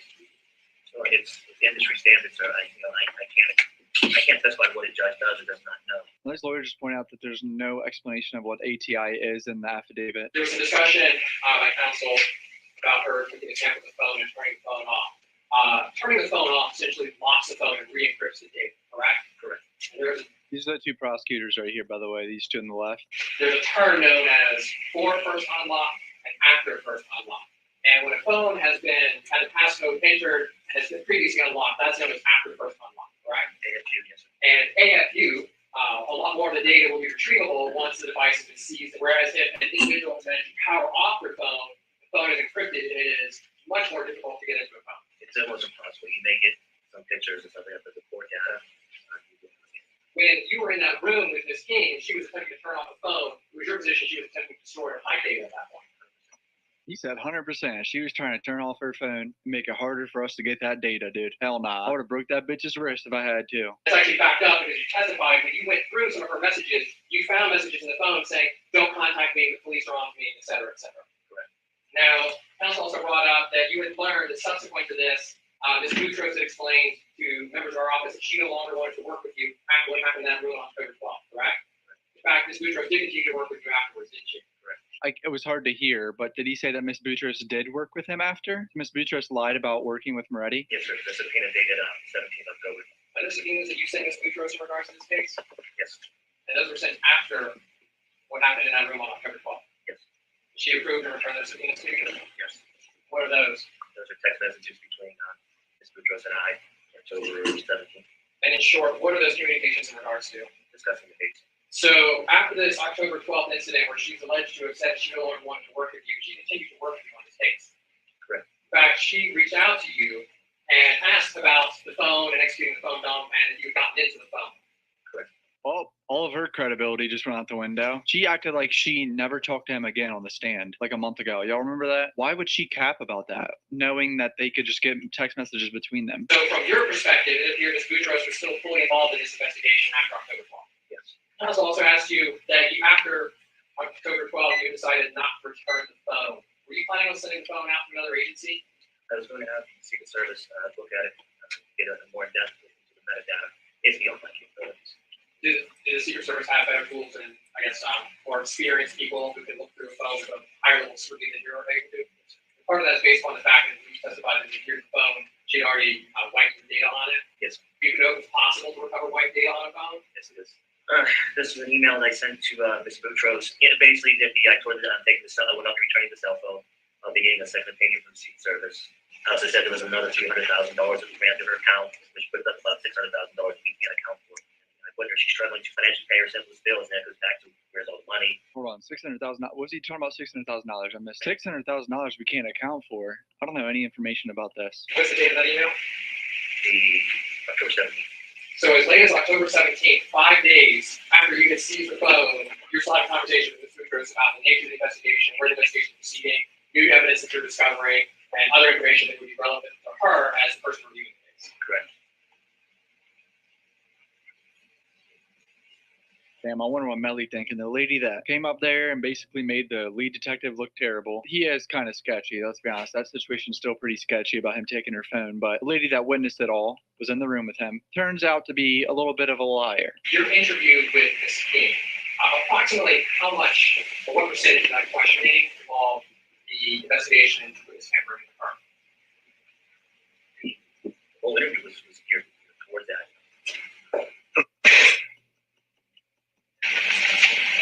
And cough, dude. I have my audio up so loud so I can hear, and that cough just absolutely f***s my ears each time. States, what case numbers on that? 1810. Is that homicide? Yes. So it was for the homicide. What case number is correct?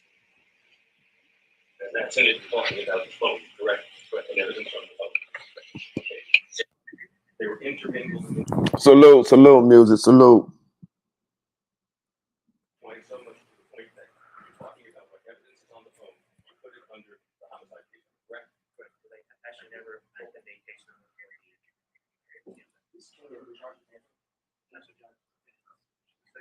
Says Miss King charged with witness tampering. So I think what he's hinting at here is that anything on her phone is like irrelevant to the homicide case. All right, we're gonna go through my man Bryson Paul's tweets right here. So go follow this guy. He's a great reporter because obviously a lot of the stream got deleted today, and he was real time tweeting out because he's a legend. So let's read some of these tweets so we can get a lot of the information that happened today since the stream is deleted. So here's Miss Boutros, the state attorney that basically snitched on the detective saying that he took the phone illegally. ASA Michelle Boutros appears very confident, very calm, and very detailed during the examination by Melly's defense. YNW Melly's defense examination finds ASA Michelle Boutros delivering a close identical testimony she gave days before the removal of former ASA Christine Bradley. Judge Murphy said, "Excuse me, I don't want you shaking your head, sir. Who is this about?" I believe it was directed toward the prosecutor as the witness was testifying one of their own. Isn't it fucking crazy that Melly's team was able to get prosecutors upset with each other? For the record, 3 cases involving Detective Moretti where you were the assigned prosecutor. You don't remember working with him? Boutros, I don't remember. Ooh, that's cap.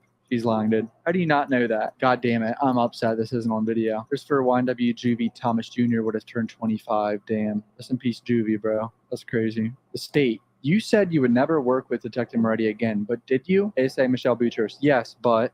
State simply yes or no. ASA Michelle Boutros, yes. Oh no. That's just not a good look for what she said in her previous testimony. This is what she said about Detective Moretti a month ago now. I don't say anything to Moretti. I leave the room, I'm done with the statement. As far as I'm concerned, I'm done investigating this case. Because I don't work with detectives that solicit lies. So she was that confident saying she doesn't work with detectives that solicit lies, but she still proceeded to work with him a little bit. And she said she never worked with him ever, but they have. YNW Melly's defense. Do you have a vendetta against Detective Moretti? Boutros, no. Melly's defense to Judge Murphy. I don't think anyone in this court or anybody should trust the morality or credibility of Detective Moretti. Moretti talks about at Crucial 365 suspicion via Twitter investigation where questioned by Melly defense if he did a thorough investigation. So this is that tweet from this guy that tweeted, "You want beef, think is sweet, we come aiming at the Jeep." At YNW Melly, 4 days, target practice, YNW Melly diss. And this was on the same day as the murders, 8 hours later after the murders. It was already public information that it was a Jeep involved in all of this. So like this guy was clout chasing with a diss song about Melly. Like this guy has nothing to do with this case, 100,000,000%. But this is a defense team seeing this suspicious tweet and be like, yo, did y'all investigate this guy? You didn't do a thorough investigation. Even though this guy's just a clout chasing like rapper. There's nothing to do with the case whatsoever. The prosecution filed state supplemental discovery. It says USB contents previously delivered to Defense Counsel on September 27, 2023 on a USB drive. Video surveillance video number 1, showing Sergeant Hendricks arriving at the elevator, leaving elevators, as well as Adam Gorell arriving at the elevator, walking around consistent with the statement of being lost and leaving via elevators. Video also shows Jamie King and her attorney walking away from the hallway of this conference room and standing in the hallway chatting. Angle portrays Miss King using her hands to speak and make calls. Video later shows Miss King and her attorney leaving with Miss King holding items in her hand. So they're hinting that her hand wasn't really that injured. She was able to talk with her hands and use a phone to call. Say attorney's coming to fight. I mean, that don't mean her hand wasn't injured, but I think we all know her fucking hand wasn't injured. She exaggerated. I mean, and I ain't gonna lie, I would do the same goddamn thing. My neck, my back, and my back. You know what I mean? Like, goddamn it, I sell out of court right now for $2,500. You know what I mean? That type shit. You know what I mean? So hey, I can't fault her for that. Goddamn it. You know us black people. Goddamn it, we'll sue a bitch now. Goddamn it, we you know what I mean? We see a little couple dollars. You know what I mean? Shit. So I ain't gonna fault her for that one now. Video angle depicts Miss King and her attorney showing up with a statement, entering the conference room. Hendrick enters at 11:27. He leaves at 11:34. Gorell finds the correct conference room and enters at 42. 38 seconds later, Deputy Gorell leaves. Video angle shows Miss King and her attorney leaving the conference room, showing no signs of injury. They can be observed standing in the hall talking. Miss King observed using both her hands as well as using her hands to make calls from her attorney's phone. Miss King and her attorney re-enter the conference room. Oh, they went back in? I didn't know they went back in. I thought that was like the end and they just left. And they leave at 11 minutes after that, utilizing her hand holding an item. All this was caught on an audio file too, apparently, like inside the conference room. Miss King verbally and physically refusing to provide Moretti with her cell phone for over 2 minutes despite being served with a search warrant. Boutros informed Miss King she needed to hand her phone over, but she persisted in refusing, attempted to turn off the phone, which could have deleted the data. And Moretti grabbed the cell phone from her hand. Upon grabbing the phone, Miss King said, ouch. Showed no signs of pain in her wrist or fingers on the video. Boutros can be heard telling Miss King it appeared she was trying to turn off her cell phone. No. Boutros on the stand said she couldn't tell if she was turning off her phone, actually. But in real life, when it happened, Boutros said that she was turning off her cell phone, like she could see it. And both agree they saw the power off screen appear on Miss King's phone.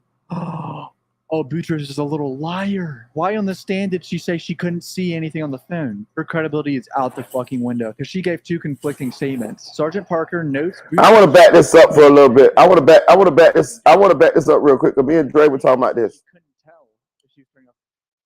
I thought that was like the end, and they just left. And they leave at 11 minutes after that, utilizing her hand holding an item. All this was caught on an audio file too, apparently, like inside the conference room. Miss King verbally and physically refusing to provide Moretti with her cell phone for over 2 minutes despite being served with a search warrant. Boutros informed Miss King she needed to hand her phone over, but she persisted in refusing, attempted to turn off the phone, which could have deleted the data. And Moretti grabbed the cell phone from her hand. Upon grabbing the phone, Miss King said, ouch. Showed no signs of pain in her wrist or fingers. I want to stop on this too. They said, I seen them say this when we was watching the actual hearing where the audio was terrible. They said that if you turn off your phone and the device is encrypted, it's damn near impossible for them to get into that phone. And Moretti said this when he was on the stand the other day in the hearing.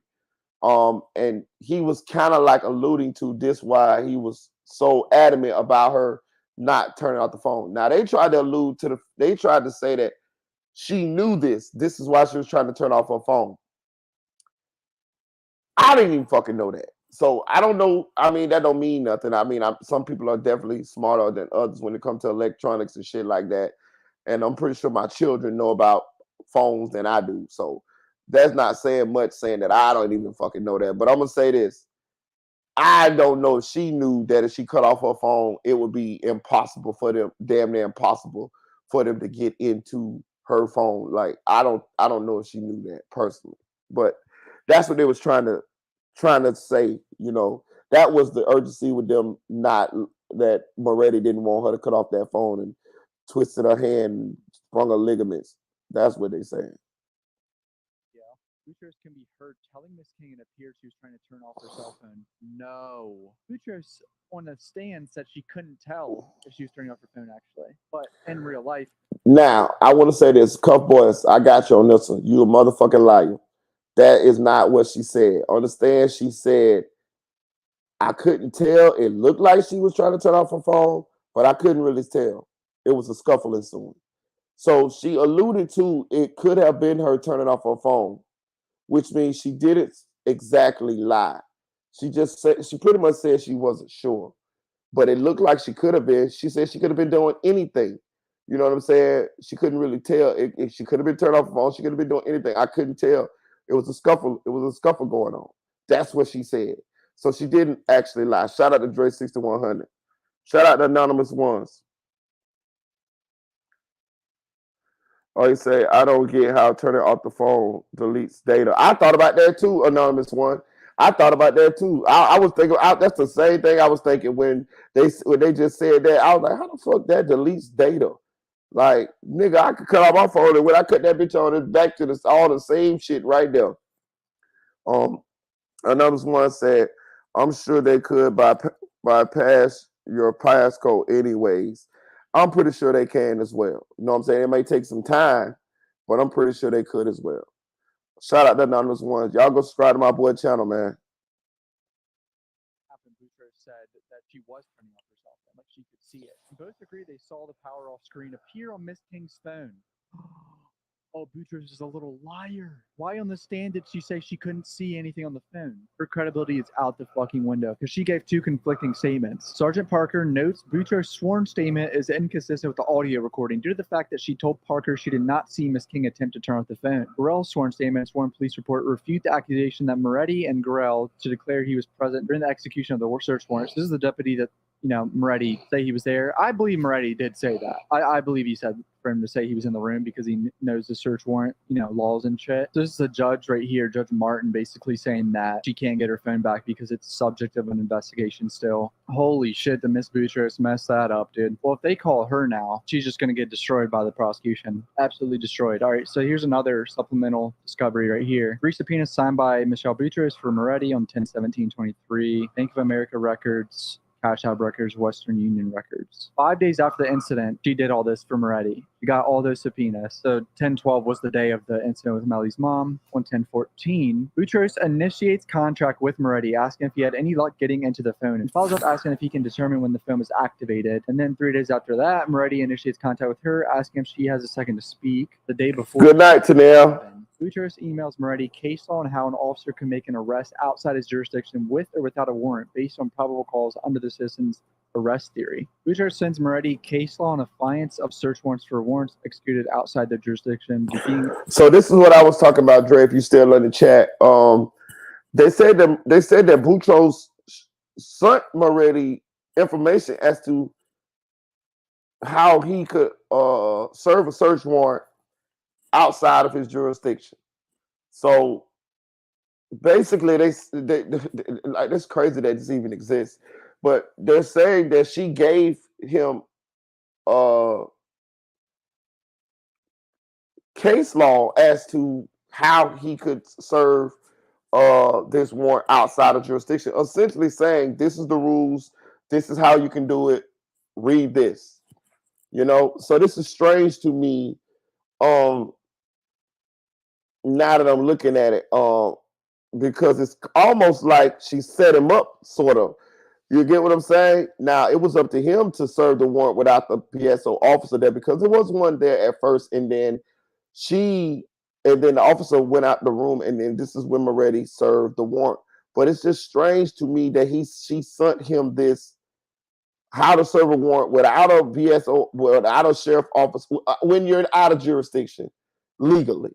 It's strange to me that she sent him this a day or so before he actually did the serving of the search warrant. It's like, and then she did a whole 180 and saying that I think her issue is that he lied about it. I think her issue, or he tried to get the officer to lie and say he was there. I think that is what she is talking about, Boutros, when she's saying that she's appalled to. I think she's mad, or she's just upset because Moretti attempted to get the officer to lie. I think if he would have never said nothing and just served the warrant, I think she would have been fine. It would have been no whistleblowing or nothing like that, because she clearly has documents showing that the situations to where an officer could serve a warrant outside of their jurisdiction. So it's like she was helping him to do the job correctly. It's just that he tried to get the officer to lie, and I think that part is the part that she wasn't going along with. That's what it seemed like to me. Shout out to CC Flow Grown. Marita shaking these YouTube streets up. What they do, most hated allegedly, but we love you, real nigga shit. From 772 to the 954 on to the 47 bid. Appreciate you, CC. I'm finna put a comment up there. Yeah, I might have swiped a couple boys off. Let me put my girl CC on there. Shout out to Avenue D. Okay, where you at? Oh, let me go to history. That way I ain't got the. Oh shit, I done fucked up, y'all. Don't worry about it. We're gonna get it bite. We're gonna get it bite. Talk like music 101 from Florida. We're gonna get it bite.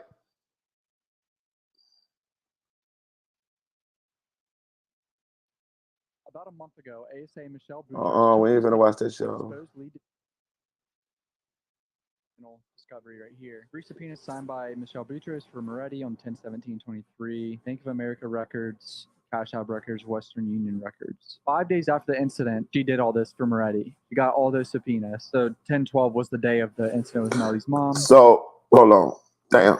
So going to serve this search warrant the next day, but she sent all that the day before. Boutros is a little warrant based on probable cause under the citizen's arrest theory. Boutros Moretti initiates contract with Moretti, asking if he had any luck getting into the. So these are dates.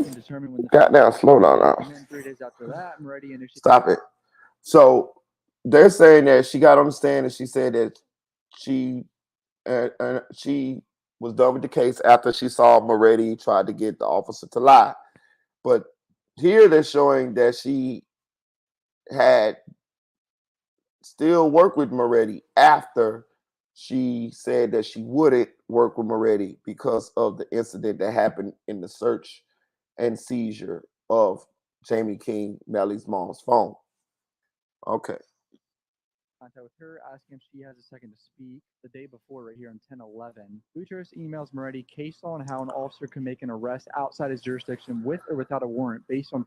So you see that, right? She sent him case law where he could serve a warrant outside of his jurisdiction with. Hold on, I just want to make sure I got it right. When the phone is activated, and then 3 days after that, Moretti initiates contact with her, asking if she has a second to speak. The day before, right here on 10/11, Boutros emails Moretti case law on how an officer can make an arrest outside his jurisdiction with or without a warrant based on probable cause under the citizen's arrest theory. Boutros sends Moretti. Hold on now. Hold on. I got that wrong. That's for making an arrest. That's different from serving a search warrant. So that's different. So I got that wrong. She sent him stuff showing how he could make an arrest outside of his jurisdiction, not how he could serve a search warrant. Let's keep going though.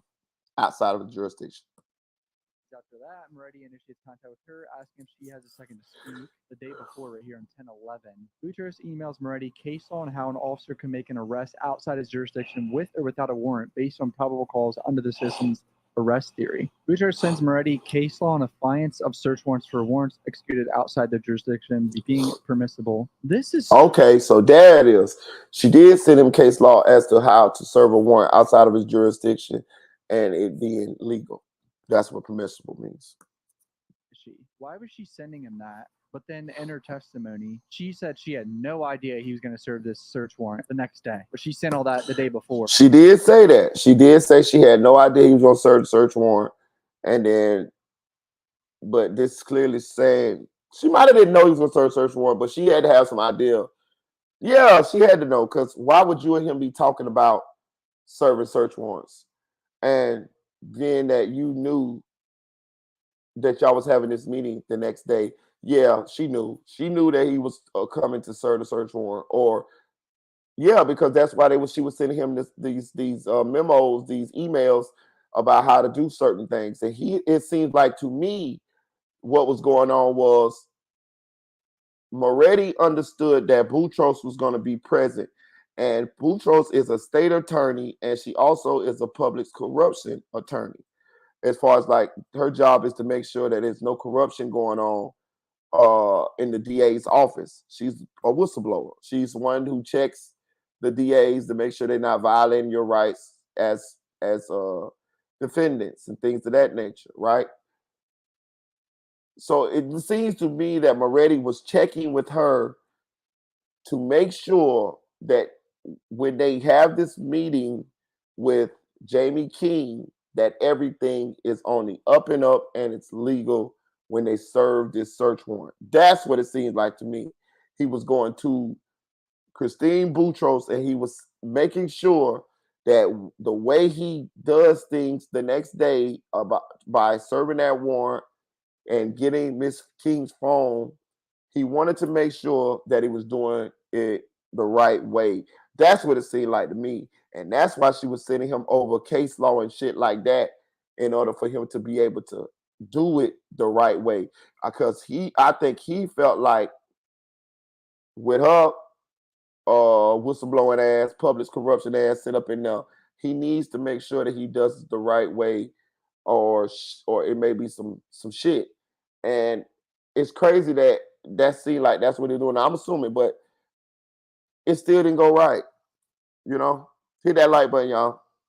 Boutros is a little liar, dude. Like straight up. Moretti emails Boutros a signed copy of search warrant to seize Miss King's phone and asks if she would mind printing the warrant for him, as he would not have the option to get to office prior to the statement. He emails her. So you see that? So she knew he was gonna serve the warrant. So she said, she did say they got her on this one. They got now both of the motherfuckers liars. You know, it's crazy when the criminals start trying to prosecute the other criminals, but this is what we got going on here. But she did say that she had no idea that he was gonna serve a search warrant, but that's a damn lie because he actually emailed her the damn warrant. That's crazy. Hassan provides an update on the case 5 days later. Boutros forces 3 subpoenas to her assistant to be prepared 5 days later. Boutros signs all 3 subpoenas, approving them 5 days later. So yeah, she's fucked. This just destroyed Boutros' whole reliability and credibility. I mean, I still think Moretti's a little liar with that situation, saying he didn't say that to the officer. I think he did say that because he was paranoid the day before, reading stuff about jurisdiction stuff that she sent to him. Like clearly it was in his head, like, let me make sure this guy was in the room, or tell this guy that he should say he was in the room. I still think Moretti did that, but she also just looks terrible a month ago on the stand. That's an update for this case right now, boys. If you know my channel, subscribe from Twitter, Instagram. Love you guys. Peace. All right.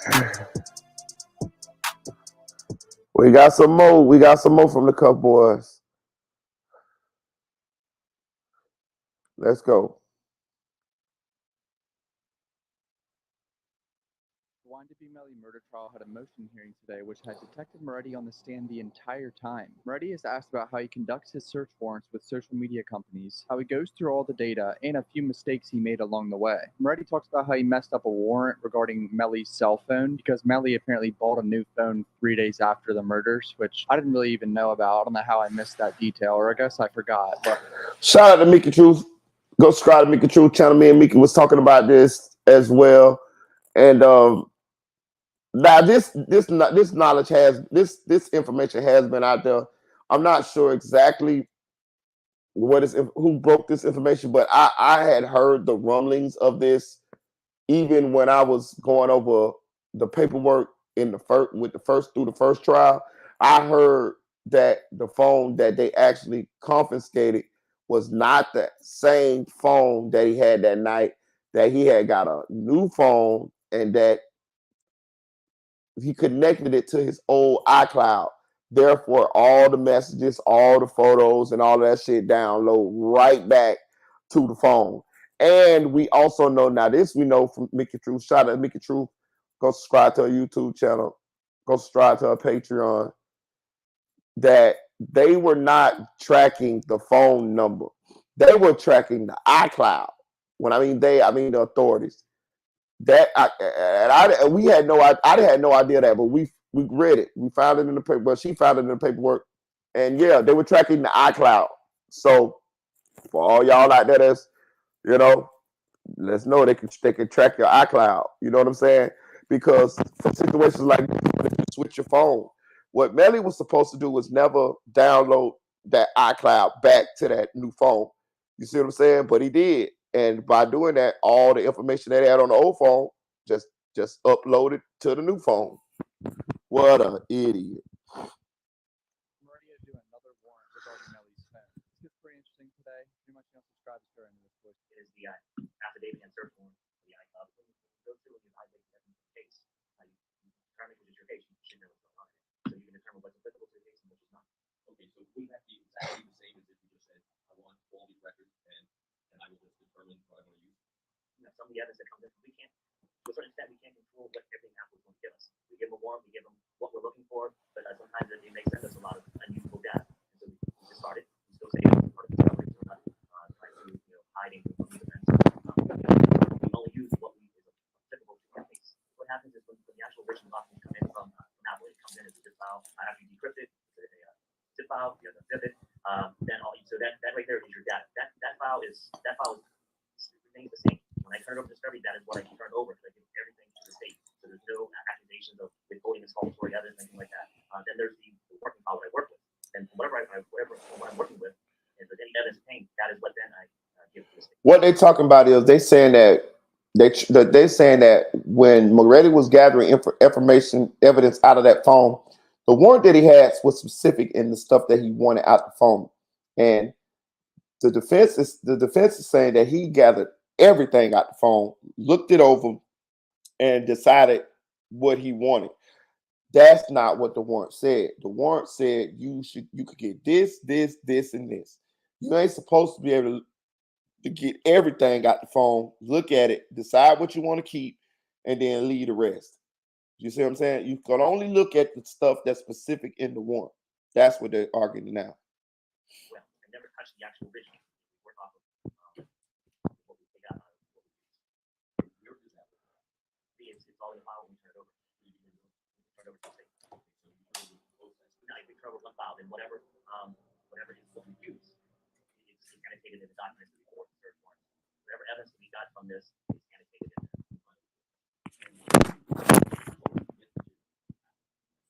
I don't have to see I don't have that access. Did not use them. Correct. And because some of these records have no evidence. Therefore, they're not. Correct. And those are along the line. We know we read the final report, but you decide to use as opposed to what you start to use. I guess they're trying to make sure that he didn't not give over something to the state, something that could be in favor of Melly or not in favor. Like, they're really scrutinizing his practices and the way he handles search warrants and the affidavits that they're talking about right now. Well, yeah, I just waited to turn everything over, and I don't want you to do the withholding exculpatory evidence. Yeah, basically what I just said. He doesn't want to be accused of withholding exculpatory evidence towards Melly. So it's used by Dennis Withers, William Thomas, Joe Pioneer Ride, Sunset Lakes. It shows the cell site data places Devon's and the other 4 out there on US 27 at a specific time. You annotate the original relevant thing what was the documents? No, sir. You just annotate what was relevant and say this is I got such and such a search warrant. It doesn't matter. I got this. A search warrant was issued in regards to this case. This is the information I came from Citizens. So that would be the open sorting. Yes, sir. So he basically said he didn't touch any of the reports or anything from T-Mobile right there, or any of the phone companies they use, whatever. You're basically looking at everything and determine whether it was relevant to the investigation or not. Right. If it was not relevant to the investigation, in essence, put it aside. Did your report reflect that you did find it to be relevant and useful from that return? Yes, sir. That's spelled out. That's integrated in your opinion. Yes. I mean, I understand they're trying to scrutinize this cell record chip, but I don't think he did anything with these cell records. I remember they said that there was something that was altered in them, and it was just notes, apparently, I believe. Unless they changed, like, the actual data, then I don't really think it was altered, but they just saw notes on there, I think, so. Well, he's, like, talking to himself. Y'all see that?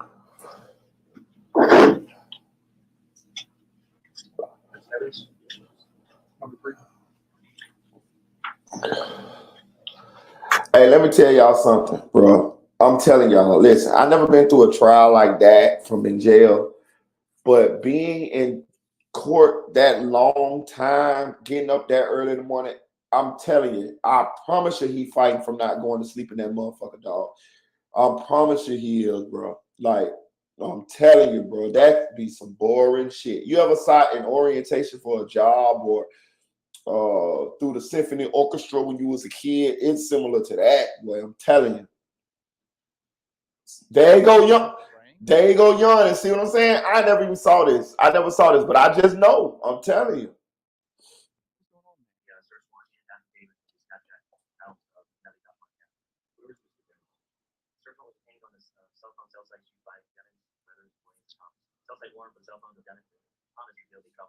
Okay, so they got cell phone data from Demons, Withers, Thomas, and hold on.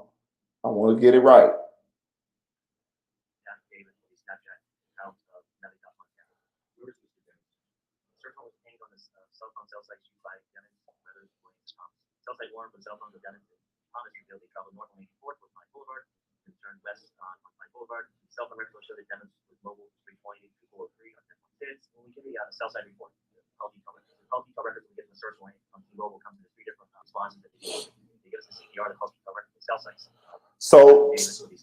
So they did track their phones, and they tracked their phones after the crime.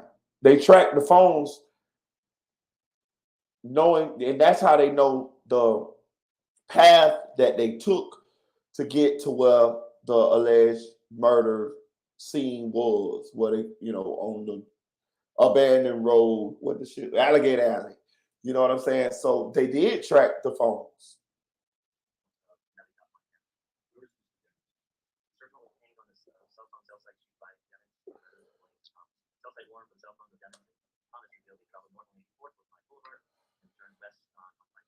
So they track Melly's and Juvies. That's what he said.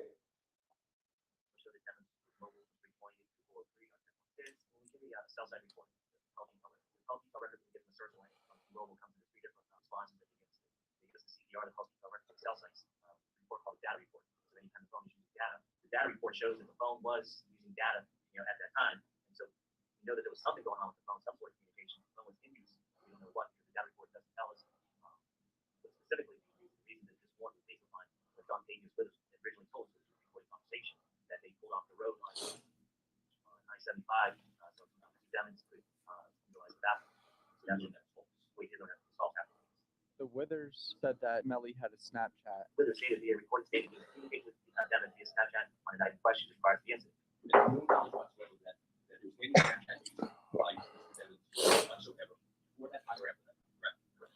So they know Withers was lying when he said that Melly Snapchatted him and let him know to pull over so that he could use the bathroom and he could get into the red Mitsubishi outside of the Jeep Compass. So this is how they know that Withers lied.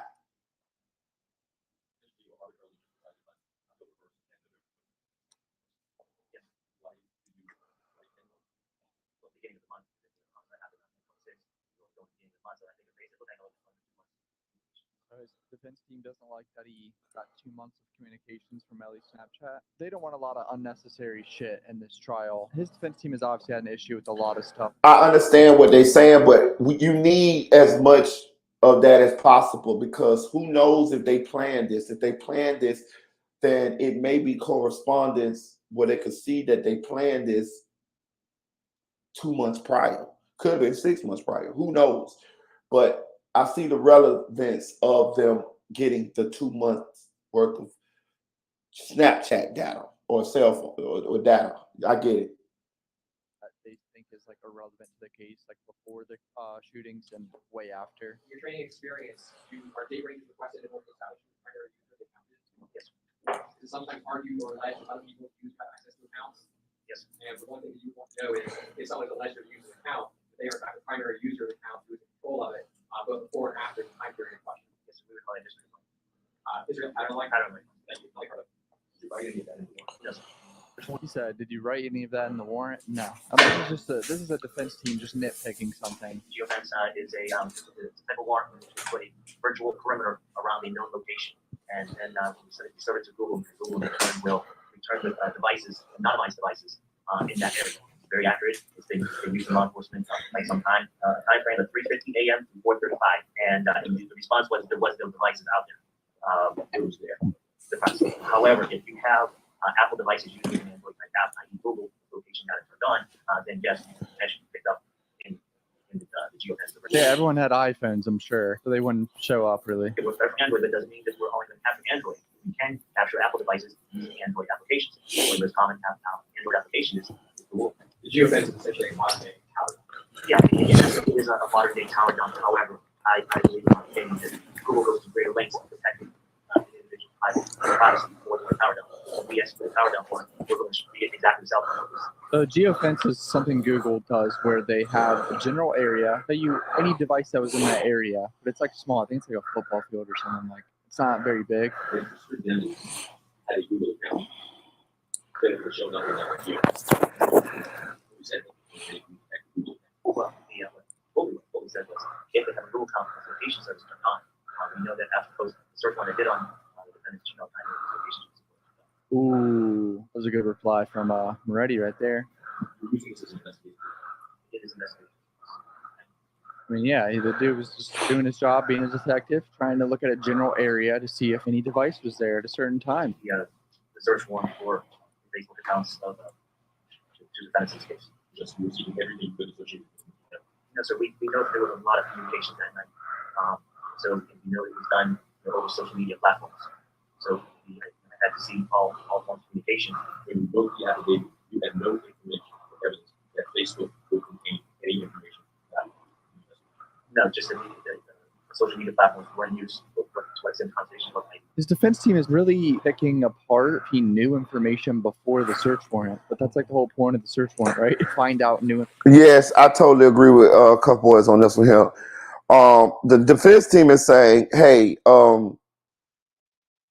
why did you search Facebook if you had no knowledge that if you didn't know that he had used Facebook or something like that?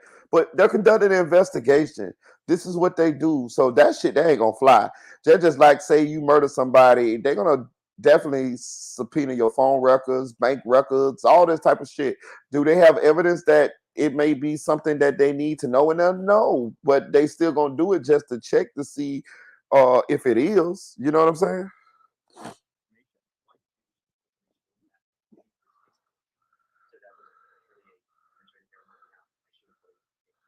Oh, see, that's sketchy. He did an entire Facebook dump of his whole Facebook account. That's sketchy. He's saying that's an error, but I guarantee he did that shit on purpose. He probably wanted to see shit for years just to get gang shit. He was already thinking about doing death penalty, dude. That's a communication when you use the article detailed records make reference to service type of data only. So we know that there was data being used at that night. So they could see he was using data from T-Mobile, so they knew something was going on. Yeah. So between the fact that he was posting images after the homicide, picnic, at least his in memoriam, for the two victims in this case, as well as the fact that the call detail record reflected the data was being used on the night of this incident, do you have reason to believe that communication or other information relevant to your investigation? At this point, you knew that Mr. Dennis had used his Snapchat account to communicate that night. Yes. Your training experience, individuals who use one social media platform tend to use multiple social media platforms. Yes.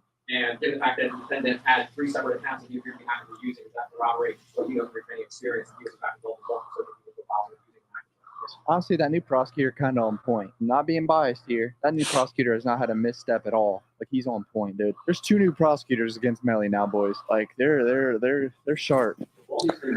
I would like to know who the new man is. Like, we have only seen women prosecute Melly. I knew of Miss Pukaluka, whatever her name is, the blonde lady, being the new replacement for Christine Bradley, but I didn't know about the gentleman. So I got to do a little research and to see who this guy is, because he does seem kind of thorough. He does seem kind of on point.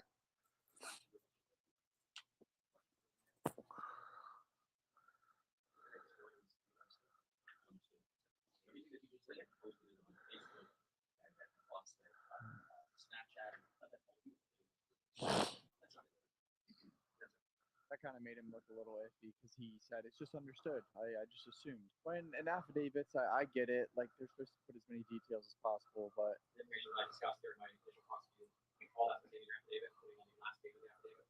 Yes, sir. That director, Dennis, tagging the photographs and sure it's memorialized deceased in this case.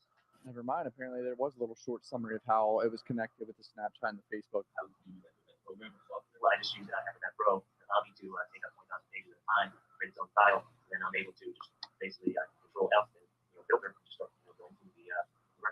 use keywords in Acrobat or whatever to look through millions of pages. Actually, kind of smart. And I explained it, I should have put a date time frame in, and I did not.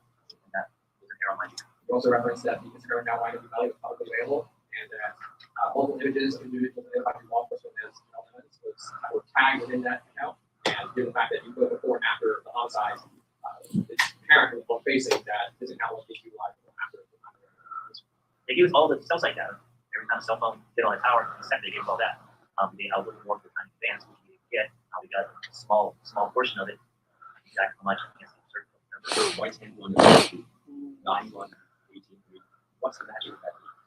I just started figuring homicide was 10:26, so I figured we should go back to the beginning of October. I don't know why he's so pressed about why he started the date for the warrant for the phone records. Like October 1st seems appropriate for a murder that occurs on October 28th, or was it 26th or 28th? I can't remember. The IBI, International Mobile Identifier. Yes, the original had the wrong IBI look. Had the wrong International Mobile Identifier on it. Had another IBI to fly. I had to go second one. IBI. IMEI. It was just we had the wrong IBI. It was right cell phone number, right MC number. The right phone we intended. It was just the original phone that was used in this case. No longer. The phone was downloaded. I realized that there was a mistake, and I immediately wrote another warrant to correct that. And then also the paragraph in that warrant was number 11. It's what explains the error that I made. I mean, this lawyer's just doing what he's supposed to do. There's an error and a warrant. Fuck that little error until it makes this detective look dumb. Do your job correctly and find out that in fact it's a different item. Correct? I'm not denying that, sir. I made a mistake. And that's so you did not. You're swearing that everything in that affidavit was true, yet you did not do the research to make sure it was correct. No, I did my due. I felt I did my due diligence. So the phone you got was a new phone with a different type. So the phone you see was actually not the phone you were looking for. It did not have the right number, not the right ID, whatever it is. And it was also a new phone that did not have the saliva or the blood. Correct? I wrote the one. When you look for it, you determined what was down the bottom, what the material that was down there was in fact relevant to the warrant. I'm not sure if I can take the question. The phone is downloaded, and then I'm the one who needs to do that. You read the phone? Yes. That is based upon the original information you got from the call detail records. Yes. You weren't aware that 3 days after the crime, the defendant replaced his phone with how he found it. So that's why there was a mix-up with the phones, because Melly got a brand new phone 3 days after the murders. I didn't even know about that throughout the whole first trial. A little strange. I mean, if you're getting a new phone 3 days after that life-changing event that you were a part of, a little suspect to me personally, but you know. And when you realize that the IBI changed, is that when you determined the defendant in fact purchased or obtained a new cell phone? Yes. The device that the defendant had replaced his phone with, it was the same make model, the iPhone 10. Correct. You were asked about going through the records and like for phone calls and through WhatsApp. Calls made I'm gonna say this too. When what they're saying is that Melly got rid of the phone, or they got rid of the phone, or somebody got rid of the old phone.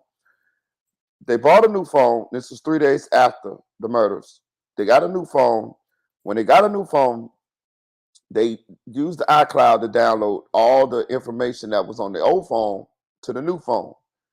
So when Moretti and them did the search warrant for the new phone, it was the wrong. The search warrant it wasn't specific to that phone, because that phone that they thought that Melly had still was not the same phone.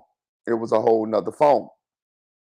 Now, this also helps track in a certain extent, y'all. I'm gonna tell you, it explains a lot, right?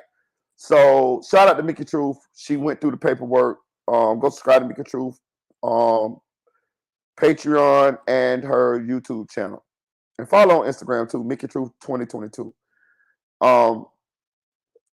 She went over the paperwork. She the first that I saw it. I mean, maybe other people, but she the first I saw it, so that's who I'm gonna give the credit to.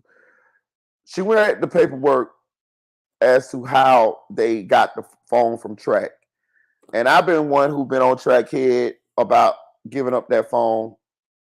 But when you know all the specifics, and I see why Track didn't talk about this, because he can't talk about it, because it's kind of admitting, it's kind of like giving evidence to say that Melly did it. So this is what happened, y'all.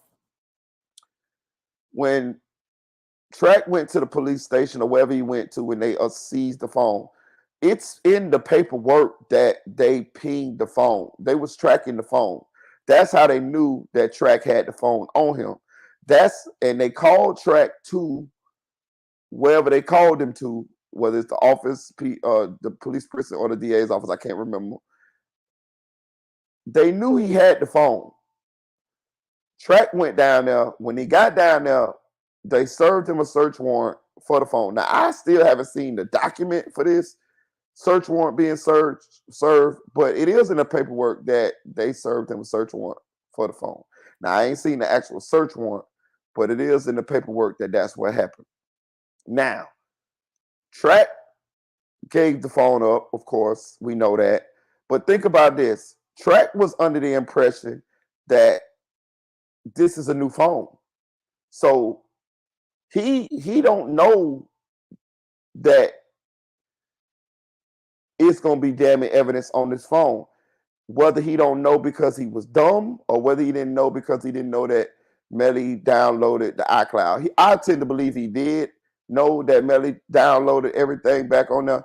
I think they just didn't know that, how I'm going to say, I had this on the tip of my tongue.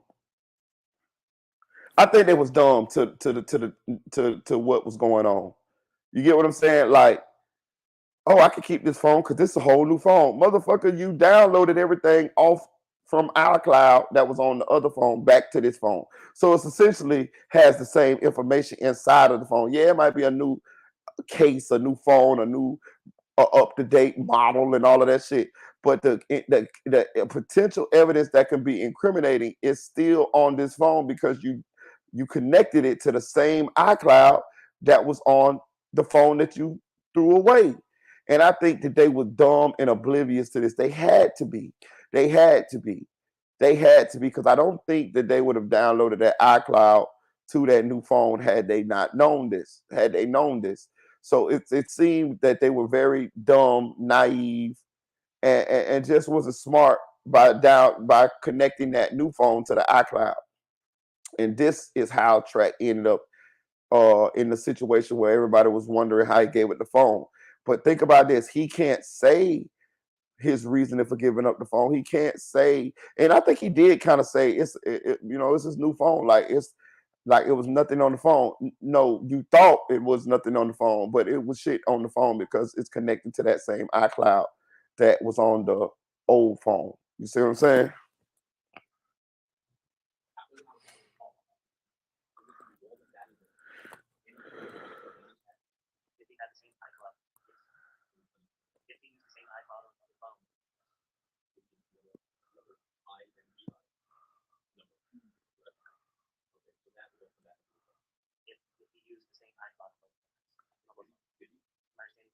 He used the same iCloud on the phone that apparently wasn't his during the murders, and then he bought a new one 3 days later, signed in the same iCloud. That's a red flag. That device syncs to your cloud account. Any data that you run your phone, as long as your phone is set up correctly and properly, that data gets backed up to the cloud. So phone numbers, pictures, messages that might have been saved, location services, and I believe it's by default, that gets backed up to your cloud. Right. And then if you were to purchase a new phone, you decide to upgrade, you need to charge your phone, you're going to go your own repair. When you purchase a new phone, when you put in that Apple account ID, the one you said originally, all that backup data downloads to the new phone. So when Mr. Demons purchased a new phone, any synced data that you had from that phone at the time of the crime would have been essentially downloaded or ported over to this new phone that you acquired. Right. The longer a person is in control of the device before or after, that would suggest that person is in fact, most likely in all probabilities, the sole user of that device or account. Right. Who actually was using the phone at the time? Your question is, can I tell who's using the phone at a specific time? Yeah, actually, I think that you can. If you look at who they're talking to, the content of the conversation, what's being said, what's being done. Yeah, right after the homicide, Mr. Demons was dropped off west of the hospital on Pembroke Road 178. He is then talking with Frederick Gibbons for Domain that day, right after the homicide. You would see other people was calling it. Oh my God, I forgot that we're going to have to sit through this trial and deal with Melly's lawyers trying to fight and say that it wasn't his phone again. I think it was one message from his grandmother, Janelle, your grandmother, are you okay? Stuff like that. Yes. Okay, so when you were swearing that you were Broward Sheriff's Office deputy, that is not true. Correct. And he lied about being a Broward County Sheriff's Office deputy. Honestly, I don't think Melly's defense team did the best today. I mean, Moretti looked fine. Yeah, he made a few mistakes with like little things about that IMEI number and a clerical error on warrant in the trial that could get brought up that could fuck with the jury's heads. But I think this new prosecutor, this guy right here on the left, is like really good. So this is just not looking good for Melly, to be honest. These two new prosecutors, they know what they're doing. Now they're going to talk about a few things, I guess. Probably losing his license in jail longer and longer, possibly prosecution. So he has a reason for that. So therefore, you're faced with those facts. Who is telling you? Determine that the future is telling you. No, you're listening, going live, sitting on that witness stand, testifying the entire time. If you know and show you truth, you do not rely on his affidavits. Affidavit, the person that you now know through this case cannot be trusted. So they're trying to say you can't trust his affidavits because Miss Boutros showed that he's a liar. But Miss Boutros was also a fucking liar, though. She lied about working with Moretti after the incident. With Moretti, she discussed how they saw the power off slider on the iPhone pop up, but then on their stand, she said she didn't see anything. There's a lot of scrutiny about Moretti's tactic, you know, going through all the data that he receives from the phone companies, how he conducted the search warrants with the wireless phone companies and whatnot. Wasn't too interesting today, to be honest, but y'all, if you come to this trial, you mention, subscribe from Instagram. Fucking love you guys. Peace out.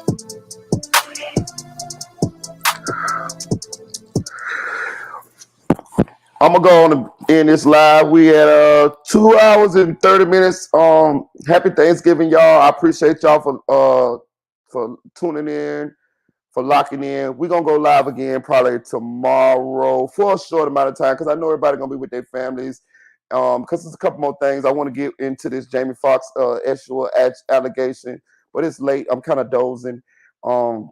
And I also want to talk a little bit more about the Melly case. It's some more things that I want to go over with the Melly case, but I just didn't have the energy to go over the rest of those things because it's gonna take a little bit to dissect them too. But I'm gonna go live a little bit tomorrow, probably tomorrow morning when I get up. That way, you guys can have and me can have the rest of the day with your family and doing what we do: watch football, drink, talk shit, laugh, eat food, and you know, hang out with our family. So, shout out to Tanel Bowens. Shout out to Anonymous Ones. Go subscribe to his channel. Shout out to Music 101. Shout out to Mickey Truth. Go subscribe to both of their channels. That's the gang right there, y'all. Triple threat, goddamn it, triple threat. Y'all, hey, look, and y'all pull up the Triple Threat Friday this Friday too, y'all. Shout out to Kel1K. Shout out to Silk Foster Jr. Shout out to Nephew for real. Go subscribe to my boy. Follow him on Instagram. Nephew for real. That's my guy right there. Shout out to Dre 6100. Shout out to Black Kid. That's Orlando, Florida. That's hometown. That's home team right there. You know what I'm saying? Shout out to Too Legit to Quit KC. Shout out to Cody for being the first one in the building today. You know what I'm saying? Shout out to It's Aaron's Way. Yo, what up, brother? Brother. Shout out to Ursula Amos, always coming through with the positive comments. Shout out to it's Ashley. Shout out to Nay Said It. Shout out to Flyboy Michael Foe. Shout out to Chicks 1000, aka the Chick 1K. Shout out to Audio Crack 22. Who else? Shout out to Lil A. Shout out to who else? It's a couple of them. Shout out to Kenny. Shout out to Haley. Shout out to Megan. Shout out to Renata Macago. Shout out to Tamara Jackson, aka Peanut. Replay game. Shout out to Deputy Eula. You already know what it is, boo. I'm just coming up these off the top of my dome, y'all. There's so many of y'all that been rocking with me for a while. Shout out to my boy Joel, man. My boy Joel, he ain't been around in a little bit, but every now and then Joel will hit me with an email and let me know he's still doing good. He's still alive. He's still healthy. He just handling some business, so I can understand that. Shout out to Joel. But you guys, I'm gonna check out of here. We're gonna log back on and come back on in a couple hours. I don't have to work tomorrow, so we can still get it in. Like, share, comment to this video. Subscribe to the channel. Shout out to Yellow Diamond. Hey, Yellow Diamond. There go my girl. There go my Dominican Puerto Rican. My Dominican sister. I almost said Puerto Rican. That ain't the same. Goddamn it. My girl from Hispaniola. Goddamn it. Shout out to Yellow Diamond. What's up, Yellow Diamond? She said, "No, ain't no way. I was watching one of your story time. I didn't get the notification.